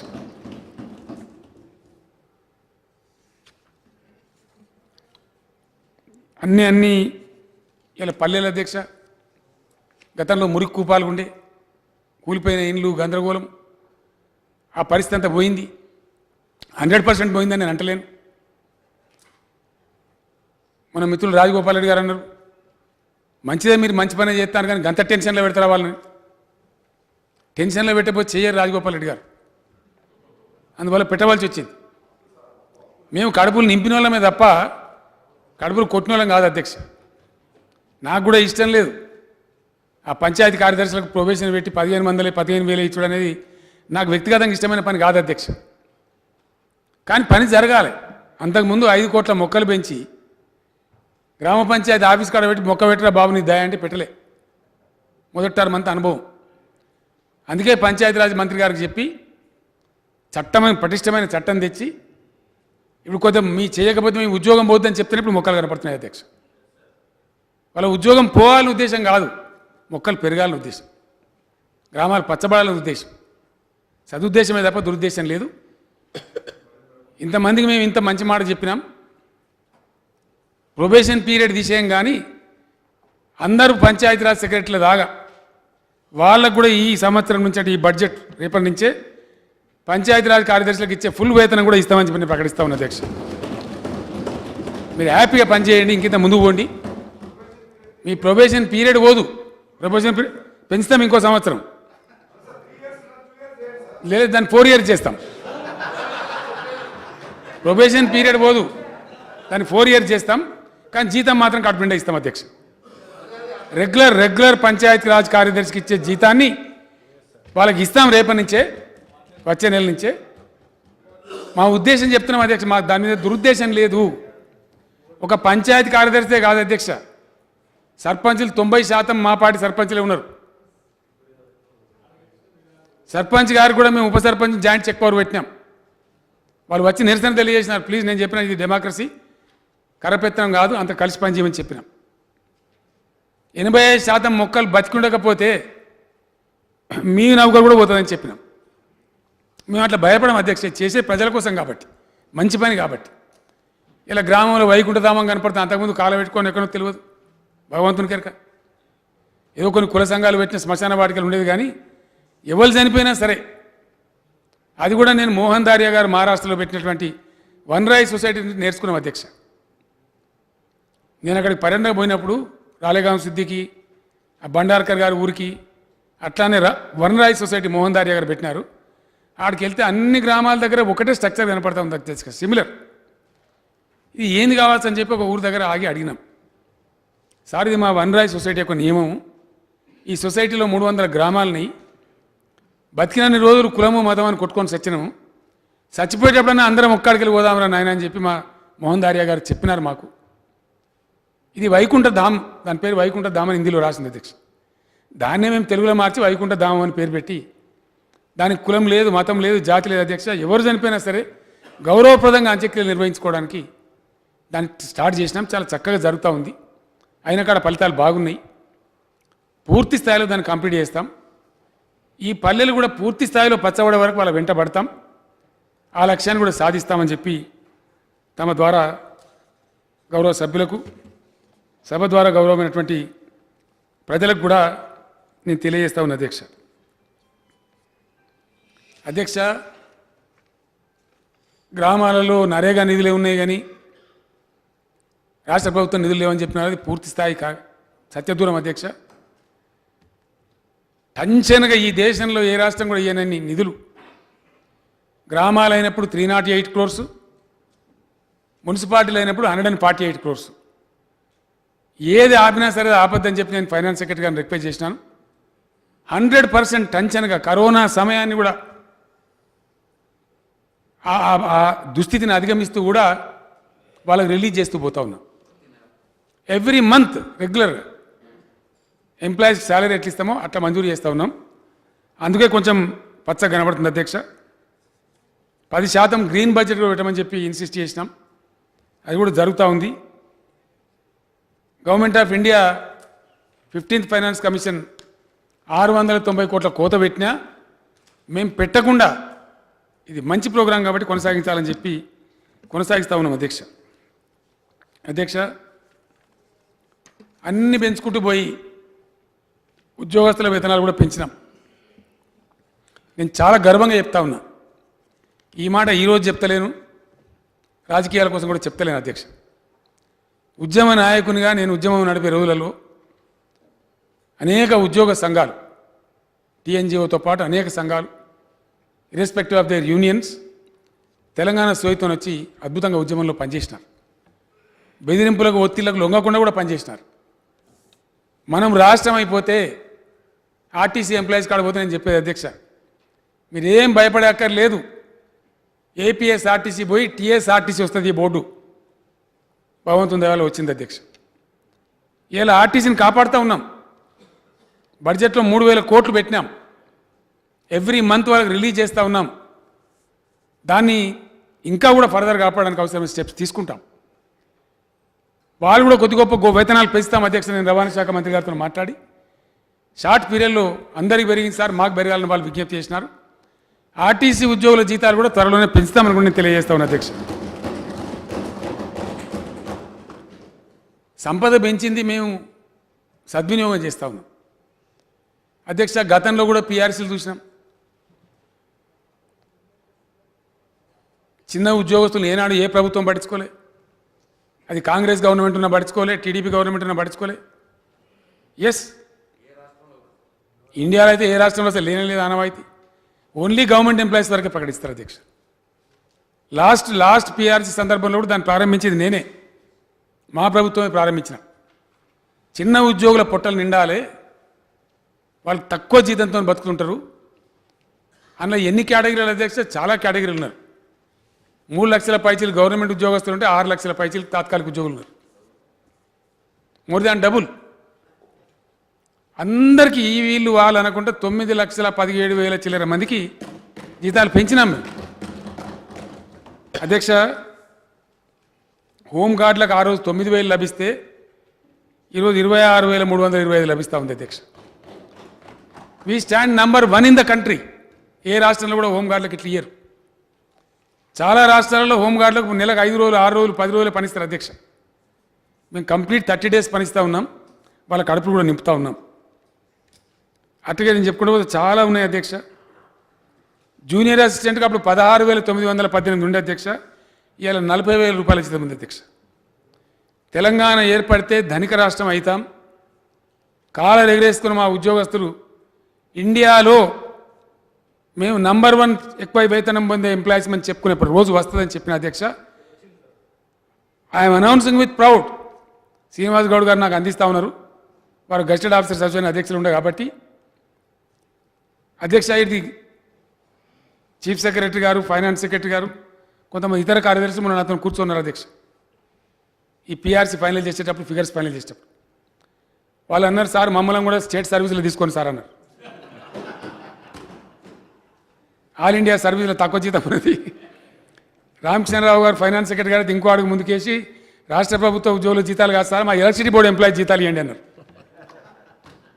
దేశంలోనే అత్యుత్తమమైనటువంటి వేతనాలు పొందేటువంటి ఎలక్ట్రిసిటీ ఉద్యోగులు మన తెలంగాణ ఉద్యోగులు అధ్యక్ష. దేశంలోనే అత్యుత్తమమైన వేతనాలు పొందే ఉద్యోగులు మన తెలంగాణ ఉద్యోగులు అధ్యక్ష. I'm feeling proud for this. ప్రజల సంపద దోచి ఉద్యోగస్తులకు పెడతలేము అధ్యక్ష. వాళ్ళు కూడా మన భాగస్వాములే. 9 లక్షల కుటుంబాలు బతుకుతాయంటే మరి వాళ్ళు 9 × 3 పెట్టుకున్న 4 పెట్టుకున్న 34 లక్షల జనాభా. వాళ్ళు కూడా గౌరవంగా బతకాలి, వాళ్ళతో పాటు చిరుద్యోగులు కూడా బతకాలని చెప్పి అది కూడా పెంచినాం. అన్ని కేటగిరీలకు, హోంగార్డులకు, ఆశా వర్కర్లకు, అంగన్వాడీలకు, విఆర్ఏల అధ్యక్ష. అయాల మీరు 5,000 6,000 రూపాయలు ఇస్తే మేము 13,910, ఆల్మోస్ట్ 14,000 రూపీస్ పర్ మంత్ ఇస్తాము. ఎవరిని విస్మరించకుండా కాంట్రాక్ట్ లెక్చరర్లు అర్ధాకలతో ఉండేది మీ గవర్నమెంట్లో. 18,000 రూపాయలు మీరు ఇస్తే మేము 48,000 రూపాయలు ఇస్తా ఉన్నాం అధ్యక్ష. ఈరోజు ఇట్లా చాలా హై రైజ్ అయింది. ఎస్జిటి టీచర్లకు 19,712 ఉంటే 46,849 రూపాయలు జీతం ఇస్తా ఉన్నాం అధ్యక్ష. భగవంతుని దయ వల్ల రాష్ట్ర సంపద ఇట్లే పెరగాలని, వాళ్ళ జీతాలు కూడా ముందు పెరగాలని చెప్పి నేను కోరుకుంటా ఉన్నాను అధ్యక్ష. చేతి నిండా పని, కడుపు నిండా తిండి, అందరం కలిసి సమిష్టిగా ఉమ్మడిగా పనిచేయాలి. పొలిటికల్ బ్యూరోక్రసీ కానీ, అఫీషియల్ బ్యూరోక్రసీ కానీ, చిరుద్యోగులు కానీ ఏకోన్ముఖంగా పనిచేసి, డిసిప్లిన్తో పనిచేసి సంపద పెంచాలి. ఆ పెంచిన సంపదకు అందరం పంచుకొని తినాలి, అందరికి పంచబడాలి. ఆ తారతమ్యాలు తగ్గించాలని మేము ఈ పని, మా ప్రయత్నం చేసినాం. విక్రమార్క గారు, తలసరి ఆదాయాలు మీరు ఏదైతే చెప్పినరో మా పరిధిలో ఉన్నంతలో మేము చేయగలిగినంతలో వాళ్ళని విస్మరించకుండా చిన్న చిన్న ఉద్యోగస్తులు కూడా పాపం ఎంతో కొంత వెసులుబాటు, ఎంతో కొంత రిలీఫ్ వచ్చే విధంగా పెంచుకుంటూ పోతా ఉన్నాం. భవిష్యత్తులో కూడా భగవంతుని దయ వల్ల పెరుగుతామనే ఆశావహంగా ఉన్నాం.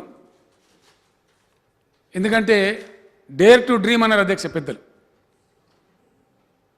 కళ కనకపోతే తెలంగాణనే వచ్చేది కాదు, ఎక్కడో అక్కడంతా ఆ చేతులు ముడుచుకొని అయ్యేది కాదు, పోయేది కాదు అని పోయిన రోజున నేను నాతో పిడికడ మందిని కలగాని బయలుదేరిన అధ్యక్ష. ఆ కళ సాకారమైంది. దానిలో భాగంగా ఇవన్నీ కూడా నెరవేరుతా ఉన్నాయి, ఇంకా కూడా నెరవేరుతాయి. ఫైనల్గా వారు ధరణి గురించి చెప్పినారు. నేను ఒక్కటే మాట మనం చేస్తా ఉన్నా, ఇది ప్రజలకు తెలియాలి, గౌరవ సభ్యులందరికీ తెలుసు, చాలామందికి వారికి మళ్ళీ తెలియాలి. తమ ద్వారా మనం చేస్తా ఉన్నా అధ్యక్ష. The land mass of Telangana, Telangana యొక్క భూభాగం 2,77,00,000 ఎకరాల అధ్యక్ష. మొత్తం తెలంగాణ భూమి 2,77,00,000. దీనికి స్పష్టమైన లెక్కలు ఉన్నాయి, కొన్ని అస్పష్టతలున్నాయి. 1,53,00,000 పైచీలకు ఇప్పుడు ధరలో వచ్చింది అధ్యక్ష. నేను గౌరవ సభ్యులందరినీ కోరుతా ఉన్నా, మీ సహకారం కావాలి ఈ విషయంలో. ఎందుకంటే నేనే దీనికి కారణం అధ్యక్ష.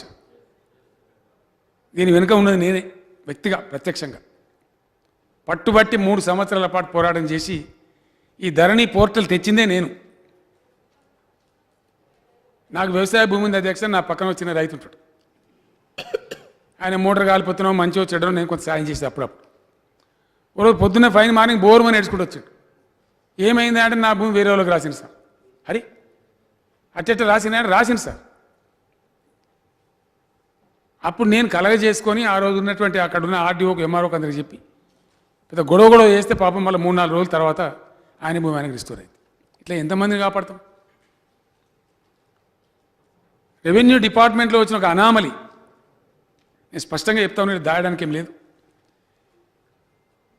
అది ఎందుకు జరిగిందో, ఎక్కడ జరిగిందో, పొరపాటు ఎక్కడ ప్రారంభమైందో తెలియదు అధ్యక్ష. ఎక్కడ రికార్డు లేదు, కలెక్టర్ ఆఫీసులో లేదు, ఆర్డీఓ ఆఫీసులో లేదు, జాయింట్ కలెక్టర్ ఆఫీసులో లేదు. The whole custodians of the entire land was VRO and MRO. ఇక వాళ్ళు రాసిందే రాత, గీసిందే గీత. వాళ్ళు ఏం చేస్తే అది ప్రజల కర్మ, అనుభవించారు. మీ తమరి భూమి తీసి నా పేరు మీద రాయొచ్చు, నా తీసి బట్టి విక్రమార్క గారి పేరు మీద రాయొచ్చు, వారి తీసి ఇంకోళ్ళకి రాయొచ్చు. ఇట్లా అరాచకం అధ్యక్ష. దాని పరాకాష్ట ఏంటంటే, ఒక మహిళా తహసీల్దార్ మీద ఒక వ్యక్తి పోయి అబ్దుల్లాపూర్ మెట్లో పెట్రోల్ పోసి ఆయన కూడా పెట్రోల్ పోసి కలబెట్టుకున్నాడు అధ్యక్ష. అంటే ఎంత యాంగ్విష్, ఎంత బాధ అతని లోపల ఉంటే అటువంటి ప్రొవొకేషన్ వస్తుంది. కాబట్టి దీనిలో కఠినంగా ఏదో చేయాలని చెప్పి చేసినాం. అది చాలా విజయవంతంగా జరుగుతూ ఉంది. దరిదాపుగా 3.5 లక్షల రిజిస్ట్రేషన్లు సక్సెస్ఫుల్గా వితిన్ మినిట్ చేసుకొని పోతా ఉన్నారు ప్రజలు. ఆ one thing is a fact. అయిపోయింది చాలా ఎక్కువ అధ్యక్ష. ఏనుగు వెళ్ళింది తోక దిక్కింది. వారు చెప్పినటువంటి సమస్యలని నేను లేవని అంటలేను. తక్కువ భూమికి అధ్యక్ష, అది చాలా తక్కువ భూమికి 1.5 కోటి పైచిలుకు ఎకరాలు ధరణిలో నిక్షిప్తం అయిపోయింది. ప్రపంచంలో ఏ మూలలో ఉన్న ఇట్లా పోర్టల్ కొట్టి చూసుకోవచ్చు. కోట్లాది హిట్స్ ఆల్రెడీ వచ్చినాయి ఆ పోర్టల్కు. చాలా సమస్యలు పరిష్కారమైనాయి, కొన్ని చిన్న చిన్న సమస్యలు ఉన్నాయి. వారు చెప్తున్నటువంటిది చాలా చిన్న పర్సెంటేజ్ అధ్యక్ష. 3-4% ఆ సమస్యలు అన్ని కలిసి వారు చెప్పిన మొత్తం సమస్యలు కలిపితే కూడా 3-4%. వాటికి కూడా పోర్టల్ అవకాశం ఇచ్చినారు. నేను ఒక్క మాట శాసనసభ ద్వారా రాష్ట్ర ప్రజలు కూడా విజ్ఞప్తి చేస్తూ ఉన్నా. ఇది పకడ్బందీగా జరగాలంటే ఈరోజు మామూలు పేద రైతు, నిరక్షరాస్యుడైన రైతు, నోరు లేనటువంటి ఒక దళిత రైతు, ఒక నిరుపేద రైతు నిశ్చింతగా ఉండే పరిస్థితి వచ్చినారు. ఎట్టి పరిస్థితుల్లో ల్యాండ్ రికార్డ్స్ ట్యాంపర్ కావు. That is the contribution of Dharani. అది అట్లే కొనసాగుతుంది, దాన్ని కొనసాగనిద్దాం. మిగిలిన సమస్యలు ఏవైతున్నాయో సాదా బైనామా చెప్పినారు వారు. 9 లక్షల దరఖాస్తులు వచ్చినాయి అధ్యక్ష. జిల్లా కలెక్టర్కి మేము ఆదేశం ఇచ్చినాం. 90 డేస్లో 95 డేస్లో దాన్ని కంప్లీట్ చేయమన్నాం. It is in the process. అయిపోతుంది. After 95 days it will not be there. అట్లాగే ఈ సమస్యలన్నిటి కూడా చెప్పినాం. ఎన్ఆర్ఐలకు వెసులుబాట్లేదు కల్పించినాం, కంపెనీలకు వెసులుబాట్లేదు కల్పించినాం, జీపీఎల్ అవన్నీ ఉంటాయి అధ్యక్ష, దానికి సంబంధించినట్టు అన్నీ కూడా కల్పించేసినాం. ఇంకా ఏమైనా 1-3% ఉంటే షార్ట్ పీరియడ్లో దాన్ని పరిష్కరిస్తాం. ఇంకో మాట నేను మనవి చేస్తా ఉన్నా అధ్యక్ష, ప్రజలకు కూడా స్పష్టంగా తెలియాలి. కొంతమంది ఎంఆర్ఓలు అక్కడక్కడ బోట్లు పెట్టినారు అధ్యక్ష వెటకారంగా. మా పవర్ పోయిందని ఒక దుగ్ధతో 97-98% ఎంఆర్ఓలేమో మంచిగా పనిచేసుకుంటున్నారు, హ్యాపీగా వాళ్ళు సంతోషంగా ఉన్నారు. చాలామంది ఎంఆర్ఓలు స్టేట్మెంట్ ఇచ్చారు, మా మీద ఉన్న స్టిగ్మా పోయింది, మా పీడ పోయింది, మా డిపార్ట్మెంట్కి ఉన్న చెడ్డ పేరు పోయింది, మంచిగా అయింది. కొంతమంది ఏం చేసినారు, ఇక్కడ మా కార్యాలయంలో ఏ సమస్యలు పరిష్కరించబడవు, మీకు ఏ సమస్య ఉన్నా నేరుగా సీసీఎల్ గారి దగ్గర పోండి అని పెట్టినారు. నేను చాలా సంతోషపడుతున్నా, ఎంఆర్ఓలను అభినందిస్తున్నా అధ్యక్ష. ప్రభుత్వం కోరుకున్నది కూడా అక్కడ ఏం జరగద్దనే, మళ్ళీ అక్కడ జరుగుడు మొదలు పెడితే మళ్ళీ స్టార్ట్ అవుతుంది అధ్యక్ష. వీని భూమి కత్తిరించి వానికి, వాని భూమి కత్తిరించి వీనికి, జుట్లు ముడేసి ఫైల్ తయారు చేసి అనేకమైన ఇబ్బందులు పెడతారు. ఇంకో మాట కూడా నేను చెప్తా ఉన్నా అధ్యక్ష, ప్రజలు కోర్టులకు పోయి డబ్బులు ఎక్కువ ఖర్చు పెట్టుకోవాలి మా ఉద్దేశం కాదు, బట్టి కాదు. కానీ అనామలి నేనే ఎంఆర్ఓని, మళ్ళీ నాదో కోర్టు, ఎంఆర్ఓ ఆర్డర్ నేనే ఇస్తా, మళ్ళీ కోర్టు నేను జడ్జాడా, నేనే ఆర్డీఓ, మళ్ళీ నాదో కోర్టు, నేనే జాయింట్ కలెక్టర్ ఆర్డర్ ఇస్తా, మళ్ళీ నాదో కోర్టు. ఇదేం పద్ధతి అధ్యక్ష? ఏంలు ఎంఆర్ఓ దగ్గర ఆగుతాడా, ఆగడు, ఆర్డీఓ దగ్గరకు పోతాడు, ఆర్డీఓ దగ్గర ఆగుతాడా, ఆగడు, జాయింట్ కలెక్టర్ దగ్గరకు పోతాడు. అక్కడ ఆగుతున్నారా లేదా అని మేము పరిశీలిస్తే 1% సెటిల్ అయిపోతుంది అధ్యక్ష. 99 మంది మళ్ళీ సివిల్ కోర్టుకు పోతా ఉన్నారు. We are not able to stop. అది ఇంకా పెరుగుతుంది. కారణం ఏంటంటే భూముల ధరలు పెరిగినాయి తెలంగాణలో. ఇలా 10-15 లక్షల లోపల ఎకరాల లోపల భూమి లేదు అధ్యక్ష, ఇంకా చాలా పెరిగిపోయింది. హైవేస్ పక్కకుండా ఇంకా బాగా పెరుగుతూ ఉంది. చాలా సంతోషం. శాపాలు పెట్టిన వాళ్ళు పెట్టినారు, తెలంగాణ ఏర్పడితే మీ రియల్ ఎస్టేట్ పోతుంది, మీ భూముల ధరలు పడిపోతాయి. ఆ శాపాలు వాళ్ళకి రివర్స్ అయినాయి అధ్యక్ష. మన దగ్గర భూముల ధరలు పెరిగినాయి. మా సైదిరెడ్డి గారు, ఆయన హుజూర్ నగర్ ఎమ్మెల్యే గారు మొన్న చెప్తుంటే చాలా గర్వంగా ఫీల్ అయినా నేను. అన్న మన దగ్గర 30 లక్షల కాడికి అమ్ముకొని ఆంధ్రాలో 15 లక్షల కాడికి కొంటున్నాం మన రైతులు అని చెప్పి. సీన్ రివర్స్ అయింది. ఆడ ఎకరం అమ్మి 3 ఎకరాలు కొన్నారు గతంలో, ఇక్కడ మన వాళ్ళు ఎకరం అమ్మి ఆడ 2 ఎకరాలు కొంటున్నారు అధ్యక్ష. కొన్నారు, ప్రకాశం జిల్లాలో చాలా కొన్నారు. చాలా దగ్గర నుంచి వార్తలు వస్తూ ఉన్నాయి. వెరసి నేను తమ ద్వారా గౌరవ సభ్యులను ప్రార్థించేది ఏంటంటే, ఇది ఒక మంచి చట్టం, ఒక రెవల్యూషనరీ చట్టం. దీనిలో ప్రబలమైన మార్పు మీకు ఎక్కడ వస్తుందంటే, షార్ట్ పీరియడ్లో 400 కోట్ల రూపాయలు బడ్జెట్లో పెట్టినాం. కంప్లీట్ భూములు సర్వే చేస్తాం అధ్యక్ష, కంప్లీట్. డిస్ప్యూట్ ఉన్నాయి మాత్రమే చేస్తామని కాదు, 100% 100/100% భూముల సర్వే చేసి దానికి కోఆర్డినేట్స్ ఇస్తాం అధ్యక్ష. అక్షాంశాలు రేఖాంశాలతో కూర్చున్నటువంటి బార్డర్లు ఇస్తాం. అంటే జిందగీలనే కావు, ట్యాంపర్ కావు.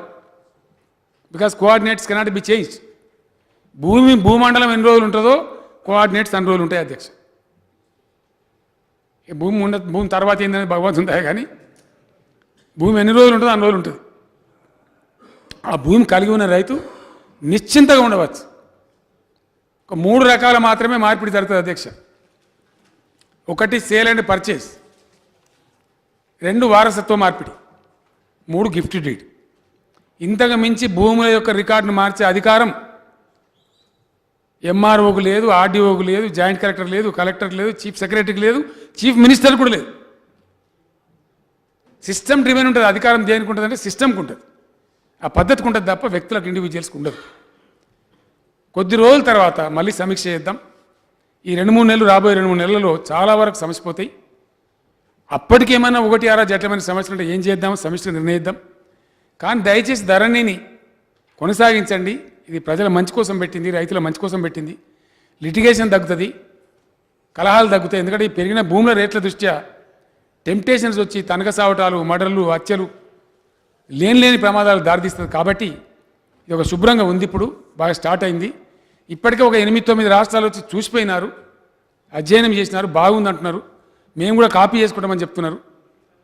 కాబట్టి ఒక మంచిని దయచేసి అప్రిషియేట్ చేసి అందరూ కూడా సహకరించి మీ ప్రాంతాలలో, మీ నియోజకవర్గాలలో ఇక్కడ లోపం ఉంటే ఇప్పుడు ఒక అవకాశం ఉంది అధ్యక్ష. ఏదో తిరగాలి, పోవాలి, ఖర్చులు పెట్టుకోవాలి, పైరవకాలం పడుకో అవసరమే లేదు. మీ సేవ ద్వారా అప్లై చేసుకుంటే స్ట్రేట్గా కలెక్టర్ కార్యాలయానికి పోతుంది.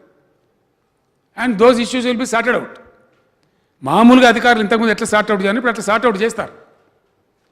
వారు అన్నట్టు కొన్ని, ఆ మాట నేను పూర్తి అగ్రీ చేస్తాను అధ్యక్ష భట్టి విక్రమార్క గారితో. నాకు మా శాసనసభ్యులు కూడా చాలామంది చెప్పినారు, 5 ఎకరాల ఆసామిది 1 ఎకరం అసైన్ చేస్తే, అక్వైర్ చేస్తే 5 పక్కకు పెట్టేసినారు. అది తప్పు, కరెక్ట్ కాదు. ఆ అధికారం ఎవరికి లేదు. ఆయన హక్కును హరించినట్టయితే అవి ఉన్ననే దృష్టికి వచ్చిందని దాని మీద చెప్పినాం. 100% అవన్నీ కూడా సార్ట్అవుట్ అవుతూ ఉన్నాయి. షార్ట్ పీరియడ్లోనే అవి కూడా సార్ట్అవుట్ అవుతాయి అధ్యక్ష. ఇంకా వాళ్ళకి పాపం రైతు బంధు కూడా రాకుండా పోతుంది, ఇబ్బంది జరుగుతుంది. దాన్ని కూడా తప్పకుండా సార్ట్అవుట్ చేస్తాం. ఆ రకంగా ధరణి దేశానికి దిక్సూచిలాగా మారుతుంది. కాబట్టి మీ అందరూ కూడా సహకరించాలి. మీ నియోజకవర్గాలలో మంచి జరుగుతుంది తప్పకుండా. ఆ విధంగా ముందుకు పోతామని తెలియజేస్తామని అధ్యక్ష. ఈ నోటరీల వ్యవహారం కూడా మౌజం ఖాన్ గారు చెప్పినారు, ఇంకో మిత్రులు కూడా చెప్పినారు. తప్పకుండా వాటిని పరిష్కరిస్తాం. ఒకసారి వెసులుబాటు ప్రజలకు ఇస్తాం. ఇవ్వాల్సిన అవసరం ఉంది. వాళ్ళంతా నిరుపేదలు పాపం. సాదా బైనామీలు కొనుక్కున్నారు, నోటరీ మీద కొనుక్కున్నారు, రకరకాల కొనుక్కున్నారు. వాళ్ళకు కూడా ప్రభుత్వం న్యాయం చేస్తుంది, వాళ్ళకి కడుపు కొట్టదు.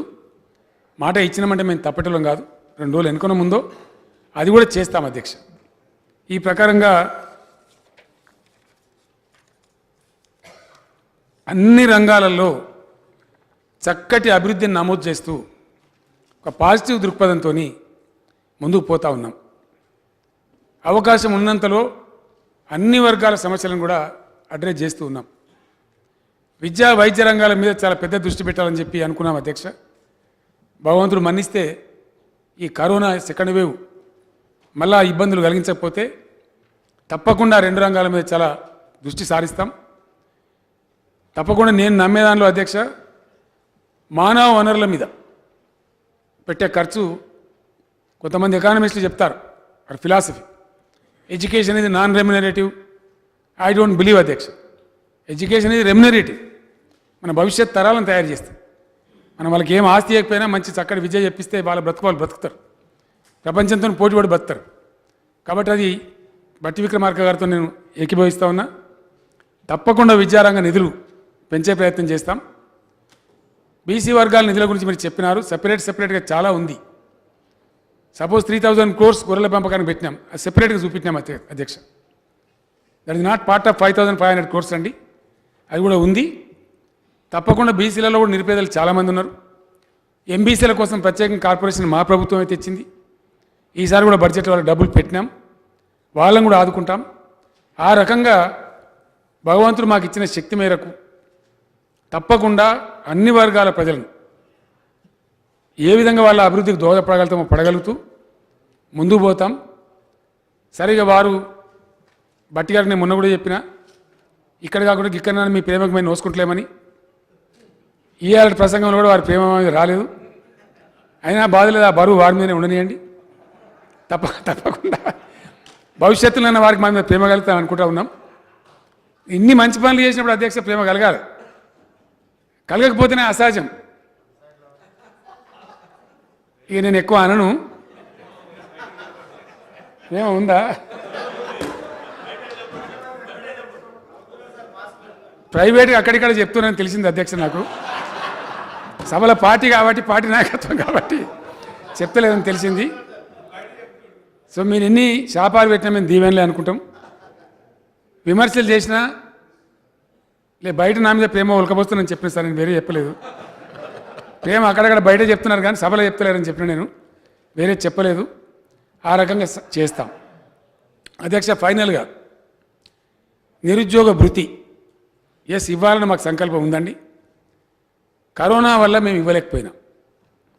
అసలు నిరుద్యోగులు ఎవరు, వాళ్ళు ఎట్లా ఐడెంటిఫై చేయాలా అనే ప్రాసెస్ అనుకుంటా ఉన్నాం. వేరే రాష్ట్రాల్లో ఏ మోడల్లో ఉంది తెప్పియమని చెప్పినాం. సమావేశాలు జరిగినాయి. అదే టైంలో కరెక్ట్గా 1 year బ్యాక్ కరోనా కొట్టింది అధ్యక్ష. ఈ కరోనా పరిస్థితులను అనుసరించుకొని ఈ సెకండ్ వేవ్ ఎట్లా ఉంటుందో చూసుకొని తప్పకుండా నిరుద్యోగ భృతిని కూడా అమలు చేస్తాం. మా ప్రభుత్వం అనమంటే తప్పలేదు. అది పెద్ద సమస్య కాదు. ఆ ఇష్యూని కూడా అడ్రస్ చేస్తామని మనవి చేస్తూ విస్తృతంగా సమాధానం చెప్పే అవకాశం కల్పించారు తమకు. ఏందండి? Can you please repeat? అధ్యక్ష, మేము వచ్చిన తర్వాత చాలా గణనీయంగా పెంచినాం.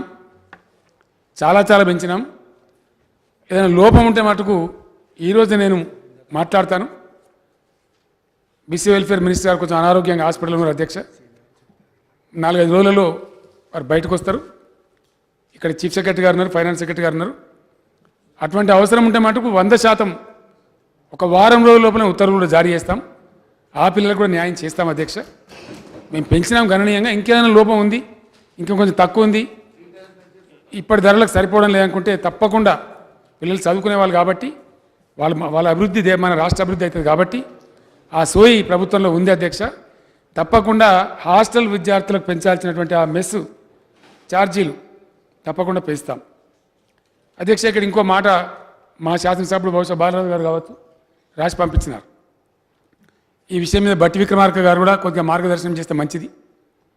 ఏమైందంటే అధ్యక్ష, ఇప్పుడు అసైన్ ల్యాండ్స్ వారు కూడా ప్రస్తావన చేసినారు. ఈ అసైన్ ల్యాండ్స్లో ఒక విచిత్రమైన పద్ధతి పెట్టినప్పుడు యాక్ట్ స్పిరిట్ గొప్పది అధ్యక్ష. అప్పటికి అడవులుగా పెద్ద పెద్ద భూస్వాములు జమీందారులు చాలామంది ఉండి ఈ చిన్న వాళ్ళే ఆ పెద్ద గద్దలు తనకపోయేది అధ్యక్ష. కాబట్టి దాన్ని ఎవడు ముట్టకుండా ఉండాలనే ఉద్దేశంతో అప్పుడు ఇందిరాగాంధీ గారి హయాంలో స్టార్ట్ అయినటువంటి అసైన్మెంట్ కార్యక్రమం 20 పాయింట్ ఎకనామిక్ ప్రోగ్రామ్ అనుకుంటా బహుశా బాగా ఇంటెన్సిఫై అయ్యి జరిగింది, చేసినారు, సంతోషం. అది ఏమైంది అధ్యక్ష, దానిలో కొన్ని డైమెన్షన్స్ వచ్చినాయి. నగరాల పక్కకుండే భూములు ఏవైతే ఉన్నాయో వాటి వాల్యూ పెరిగిపోయింది. అది అసైన్డ్ అనసైన్డ్ అని ల్యాండ్ వాల్యూ పెరిగింది. అదే మామూలు ప్రైవేట్ ల్యాండ్ అయితే అతను అమ్ముకుంటున్నాడు, ఇంకో చోట 10 ఎకరాలు కొనుక్కుంటున్నాడు, లేదో ఒక వ్యాపారం పెట్టుకుంటున్నాడు, ఏదో జరుగుతుంది. ఈయన అమ్ముకోలేకపోతున్నాడు. పెద్ద గద్దలు ఊరుకుంటున్నాయా, కొట్టేస్తున్నాయి. అమాయకుడు పాపం ఏదో ఇంత చేతిలో పెట్టి వీడికి ఇదే ఎక్కువ అనుకో అని కొట్టేసి వాళ్ళు లేఅవుట్లు చేస్తాను, ప్లాట్లు చేస్తాను, బిల్డింగ్లు కడతాను, ఈ దుర్మార్గాలను కొన్ని జరిగినాయి. ఇప్పుడు అక్కడక్కడ జరుగుతుండొచ్చు అధ్యక్ష, నేను మొత్తం జరుగుతుంది అంటలేను. ఈ దుస్థితి పోవానంటే వాళ్ళకి చెందిన ఆస్తి వాళ్ళకే చెందానంటే దీని మీద ఒక మంచి నిర్ణయం తీసుకోవాలి, అందరం అఖిలపక్షం కలిసి తీసుకోవాలి, ఏ ఒక పార్టీ నిర్ణయం కాకూడదు. అసైన్ ల్యాండ్స్ వాళ్ళకి మరి నడుస్తుంది అధికారం, ఇప్పుడు వారే చెప్పిన బట్టి గారు న్యాచురల్గా మారాలి కదా అధ్యక్ష, వాళ్ళ వారసులకు మారతలేదు. తన సందిగ్ధాలు సందేహాలు అధికారులకు కూడా డౌట్స్, ఇది మార్చచ్చునా మార్చరాదా ఇవన్నీ కూడా ఉన్నాయి. ఇంకో విచిత్రమైన సమస్య ఉంది అధ్యక్ష. ఒక దళిత వ్యక్తికి అసైన్మెంట్ అయింది, ఒక బీసీ వ్యక్తికి అసైన్మెంట్ అయింది. ఏం కారణం చేతనో పాపం ఆయన అమ్ముకున్నాడు. కొన్న వ్యక్తి కూడా దళితుడే, అతనికి కూడా తక్కువనే భూమి ఉన్నది, అతనికి ఎక్కువ లేదు, భూస్వామి కాదు. అదేం చేయాలా, అది కూడా ఒక ఇష్యూ కిందనే ఉంది. ఇట్లాంటి కొన్ని సమస్యలు ఉన్నాయి.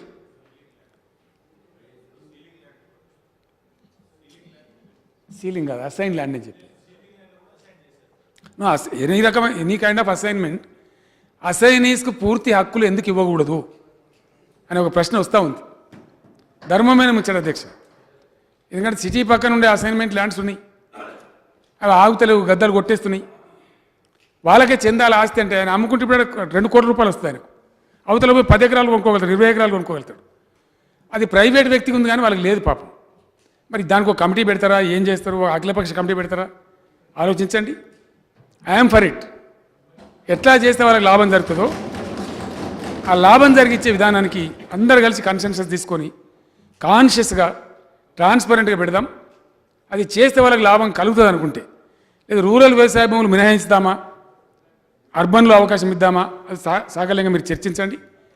నేను త్వరలోనే గౌరవనీయులైనటువంటి దళిత పార్లమెంట్ సభ్యులు, దళిత శాసనసభ్యుల మీటింగ్ కూడా పిలుస్తా అధ్యక్ష.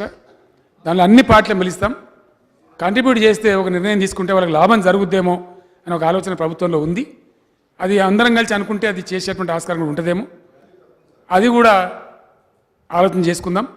వాళ్ళకి నష్టం రాకుండా, వాళ్ళ భూముల వాళ్ళు కొట్టేయకుండా, వాళ్ళకి రక్షణ ఉండే విధంగా ఏదైనా పర్మిషన్ పెట్టి ఇద్దామా, దానికి ఏదైనా ఒక మార్గం తీద్దాం, సొల్యూషన్. తప్పకుండా వాళ్ళకి కొంత లాభం అవుతుందనే ఉద్దేశం అయితే నాకైతే ఉంది అధ్యక్ష. వాళ్ళకి హక్కులు సంక్రమించాలి, కంప్లీట్ టైటిల్ వాళ్ళకి రావాలి, అది వాళ్ళకి చెందాలి ఆస్తి. ఎట్లయితే చెందుతుంది, ఏం చేస్తే చెందుతుంది అనేది విధి విధానాలు నిర్ణయించుదాం. అవసరమైతే చట్టం మార్పులు కూడా చేసుకొని ముందుకు పోదామని చెప్పి తెలియజేస్తూ, వాళ్ళకు కూడా లాభం చేద్దామని తెలియజేస్తూ, తమరు నాకు ఇంత విస్తృతంగా జవాబు చెప్పే అవకాశం ఇచ్చినందుకు తమరికి హృదయపూర్వక ధన్యవాదాలు తెలియజేస్తూ సెలవు అధ్యక్ష.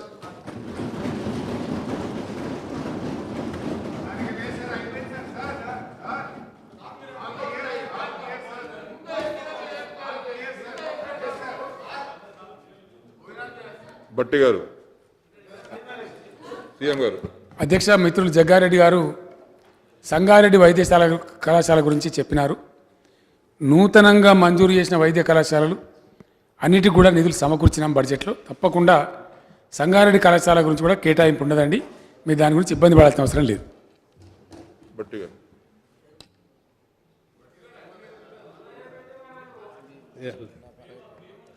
సార్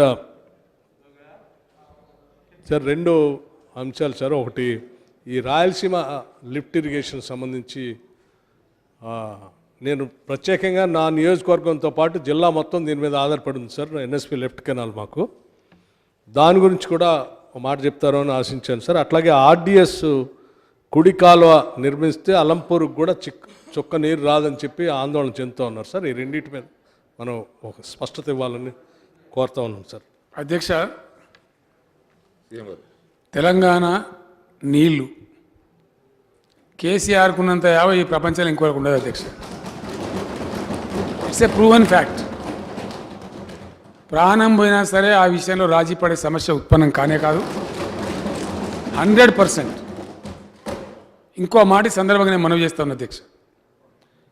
సరే, కొన్ని నిబంధనలు బేసిన్లు ఎవేట్లున్నా ఖమ్మం జిల్లా మాత్రం సేఫ్ అయిపోయింది అధ్యక్ష. సీతారామ ప్రాజెక్టు ద్వారా టెక్నికాలిటీ కోసం నేను బయట ఎక్కువ మాట్లాడతలేను అధ్యక్ష. కారణం ఏంటంటే బేసిన్లలో వివిధ నదులలో మన హక్కులు మనం కాపాడుకోవాలి కాబట్టి మారతలేం. కానీ సీతారామ ప్రాజెక్టు ద్వారా ఖమ్మం జిల్లాలో ఉన్నటువంటి నాగార్జున సార్ ఆయకట్టుకు డోకా లేకుండా ఉంటుంది అధ్యక్ష. ఇబ్బంది రాదు. కానీ వారు చెప్పిన మాట కరెక్ట్. రాయలసీమ లిఫ్ట్ ఇరిగేషన్ ఏదైతే పెట్టినారో ఏపీ ప్రభుత్వం వాళ్ళు, దాని మీద ఆల్రెడీ స్టేలు కూడా ఉన్నాయి అధ్యక్ష. నేషనల్ గ్రీన్ ట్రిబ్యునల్ కూడా స్టే ఇచ్చింది. కోర్టులు కూడా కొన్ని ఉత్తర్వులు ఇచ్చినాయి. ఆ విధంగా గవర్నమెంట్ ఆఫ్ ఇండియాలో మనం కూడా కంప్లైంట్ ఇచ్చినాం. అది పూర్తి అసంబద్ధమైనదని చెప్పినాం. అన్ని రకాలుగా ఫైట్ చేస్తాం తప్ప దాన్ని వదిలిపెట్టే ప్రశ్న ఉత్పన్నమే కాదు, రాజీ పడే ప్రశ్న ఉత్పన్నమే కాదు. Government is taking all measures. ఇంకా ఫర్దర్ అవసరమైతే కూడా అవసరమైన పక్షంలో మొత్తం శాసనసభ అంతా కూడా పోయి ఢిల్లీలో కూర్చొని దాకానే పర్వాలేదు, అంతవరకైనా పోరాడతాం. కానీ మన నీటి హక్కుల విషయంలో మాత్రం రాజీ పడే ప్రశ్న ఉత్పన్నమే కాదని చెప్పి నేను వారికి హామీ ఇస్తా ఉన్నా అధ్యక్ష. ఆర్డీఎస్లో కూడా వారు కన్సర్న్ చెప్పినారు. ఎస్, వి అగ్రి. అక్కడ కూడా వాళ్ళు చిలిపి పనులు చేస్తూ ఉన్నారు. ఏపీ ప్రభుత్వం వాళ్ళకి నేను చెప్పిన అధ్యక్ష, కృష్ణలో తక్కువ ఉన్నాయి నీళ్లు, గోదావరిలో ఉన్నాయి, దాన్ని తెచ్చుకుందాం, ఉభయలంగా తెచ్చుకుందాం కావాలంటే మీకు మాకు ఇద్దరికి లాభం జరుగుతుందని చెప్పినాం. కానీ వాళ్ళు అదే పద్ధతిలో మొండిగా మేము పాత పద్ధతిలో పోతామంటే ఇవాళ తెలంగాణ మున్పటి దిక్కులేని స్థితిలో లేదు. Telangana is an autonomous state and we will never forgo hour rights. That question does not arise. ఎట్టి పరిస్థితులలో అరాచకం జరగనీయం. నిన్న మొన్ననే అధ్యక్ష మేము కర్ణాటక డెలిగేషన్ కూడా పోతా ఉన్నాం. అక్కడ ఆర్డీఎస్ ఒక కాలువ బిలువనే కాదు అధ్యక్ష, ఆ ఆర్డీఎస్ ఏదైతే బ్యారేజ్ ఉందో అక్కడ కూడా సిల్ట్ వచ్చేసింది. ఆ కాలువ లైనింగ్ చేయాల్సిన అవసరం ఉంది. నీళ్ళు రియలైజ్ అయితే 15.9 TMs మనకు అలొకేషన్ ఉంది. ఖచ్చితంగా ఆర్డీఎస్లో 15.9 TMs నీళ్ళు తీసుకుంటామే తప్ప ఒక బొట్టు కూడా నీరును వదలమని చెప్పి నేను మనవి చేస్తాను అధ్యక్ష.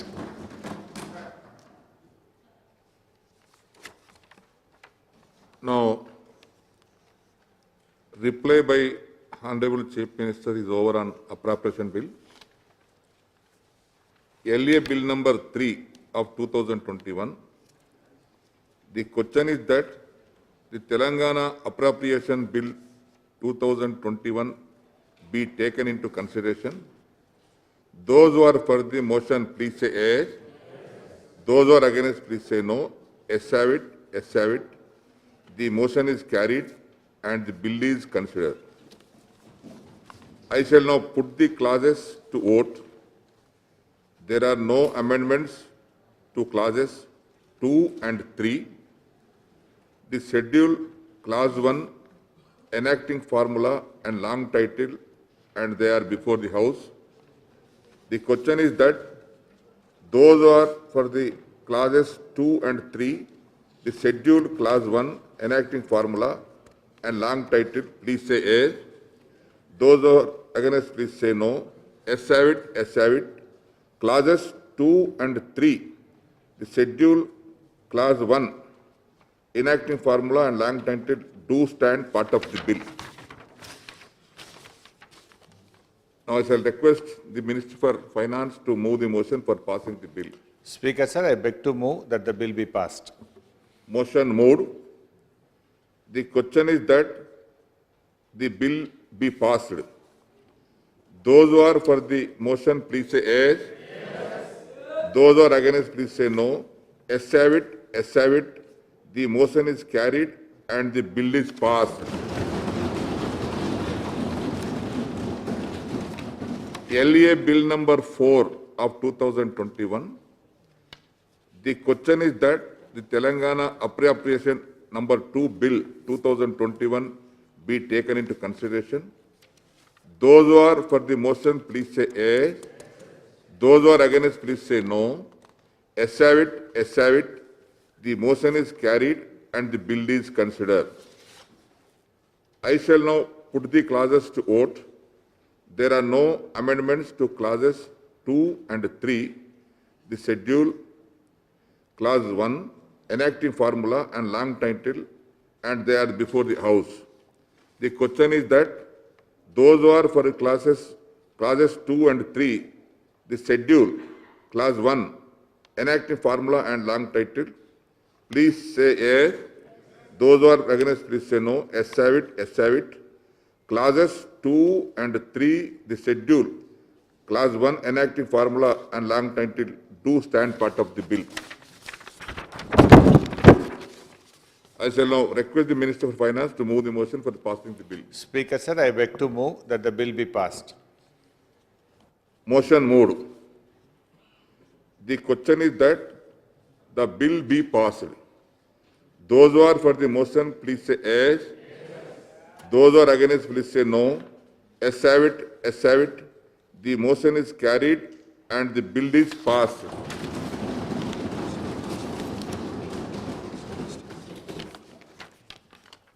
Now, I will study statistics for the 7th session from 15 March 2021 to 26th March 2021. Number of days for which the Assembly sat, 9 days. Number of hours for which the Assembly worked, 47 hours, 44 minutes. Number of star questions answered orally, 35. Number of answers to star questions placed on the table of the House on 26th March 2021, 19. Number of answers to unstar questions placed on the table of the House on 26th March 2021, 5. Number of calling attention notices, Rule 74, placed on the table of the House on 26th March 2021, number 1. Number of supplementaries made by the members, 70. Number of speeches made by the members, 75. Number of statements made by the Chief Minister, 2. Number of bills introduced, 4. Number of bills passed, 4.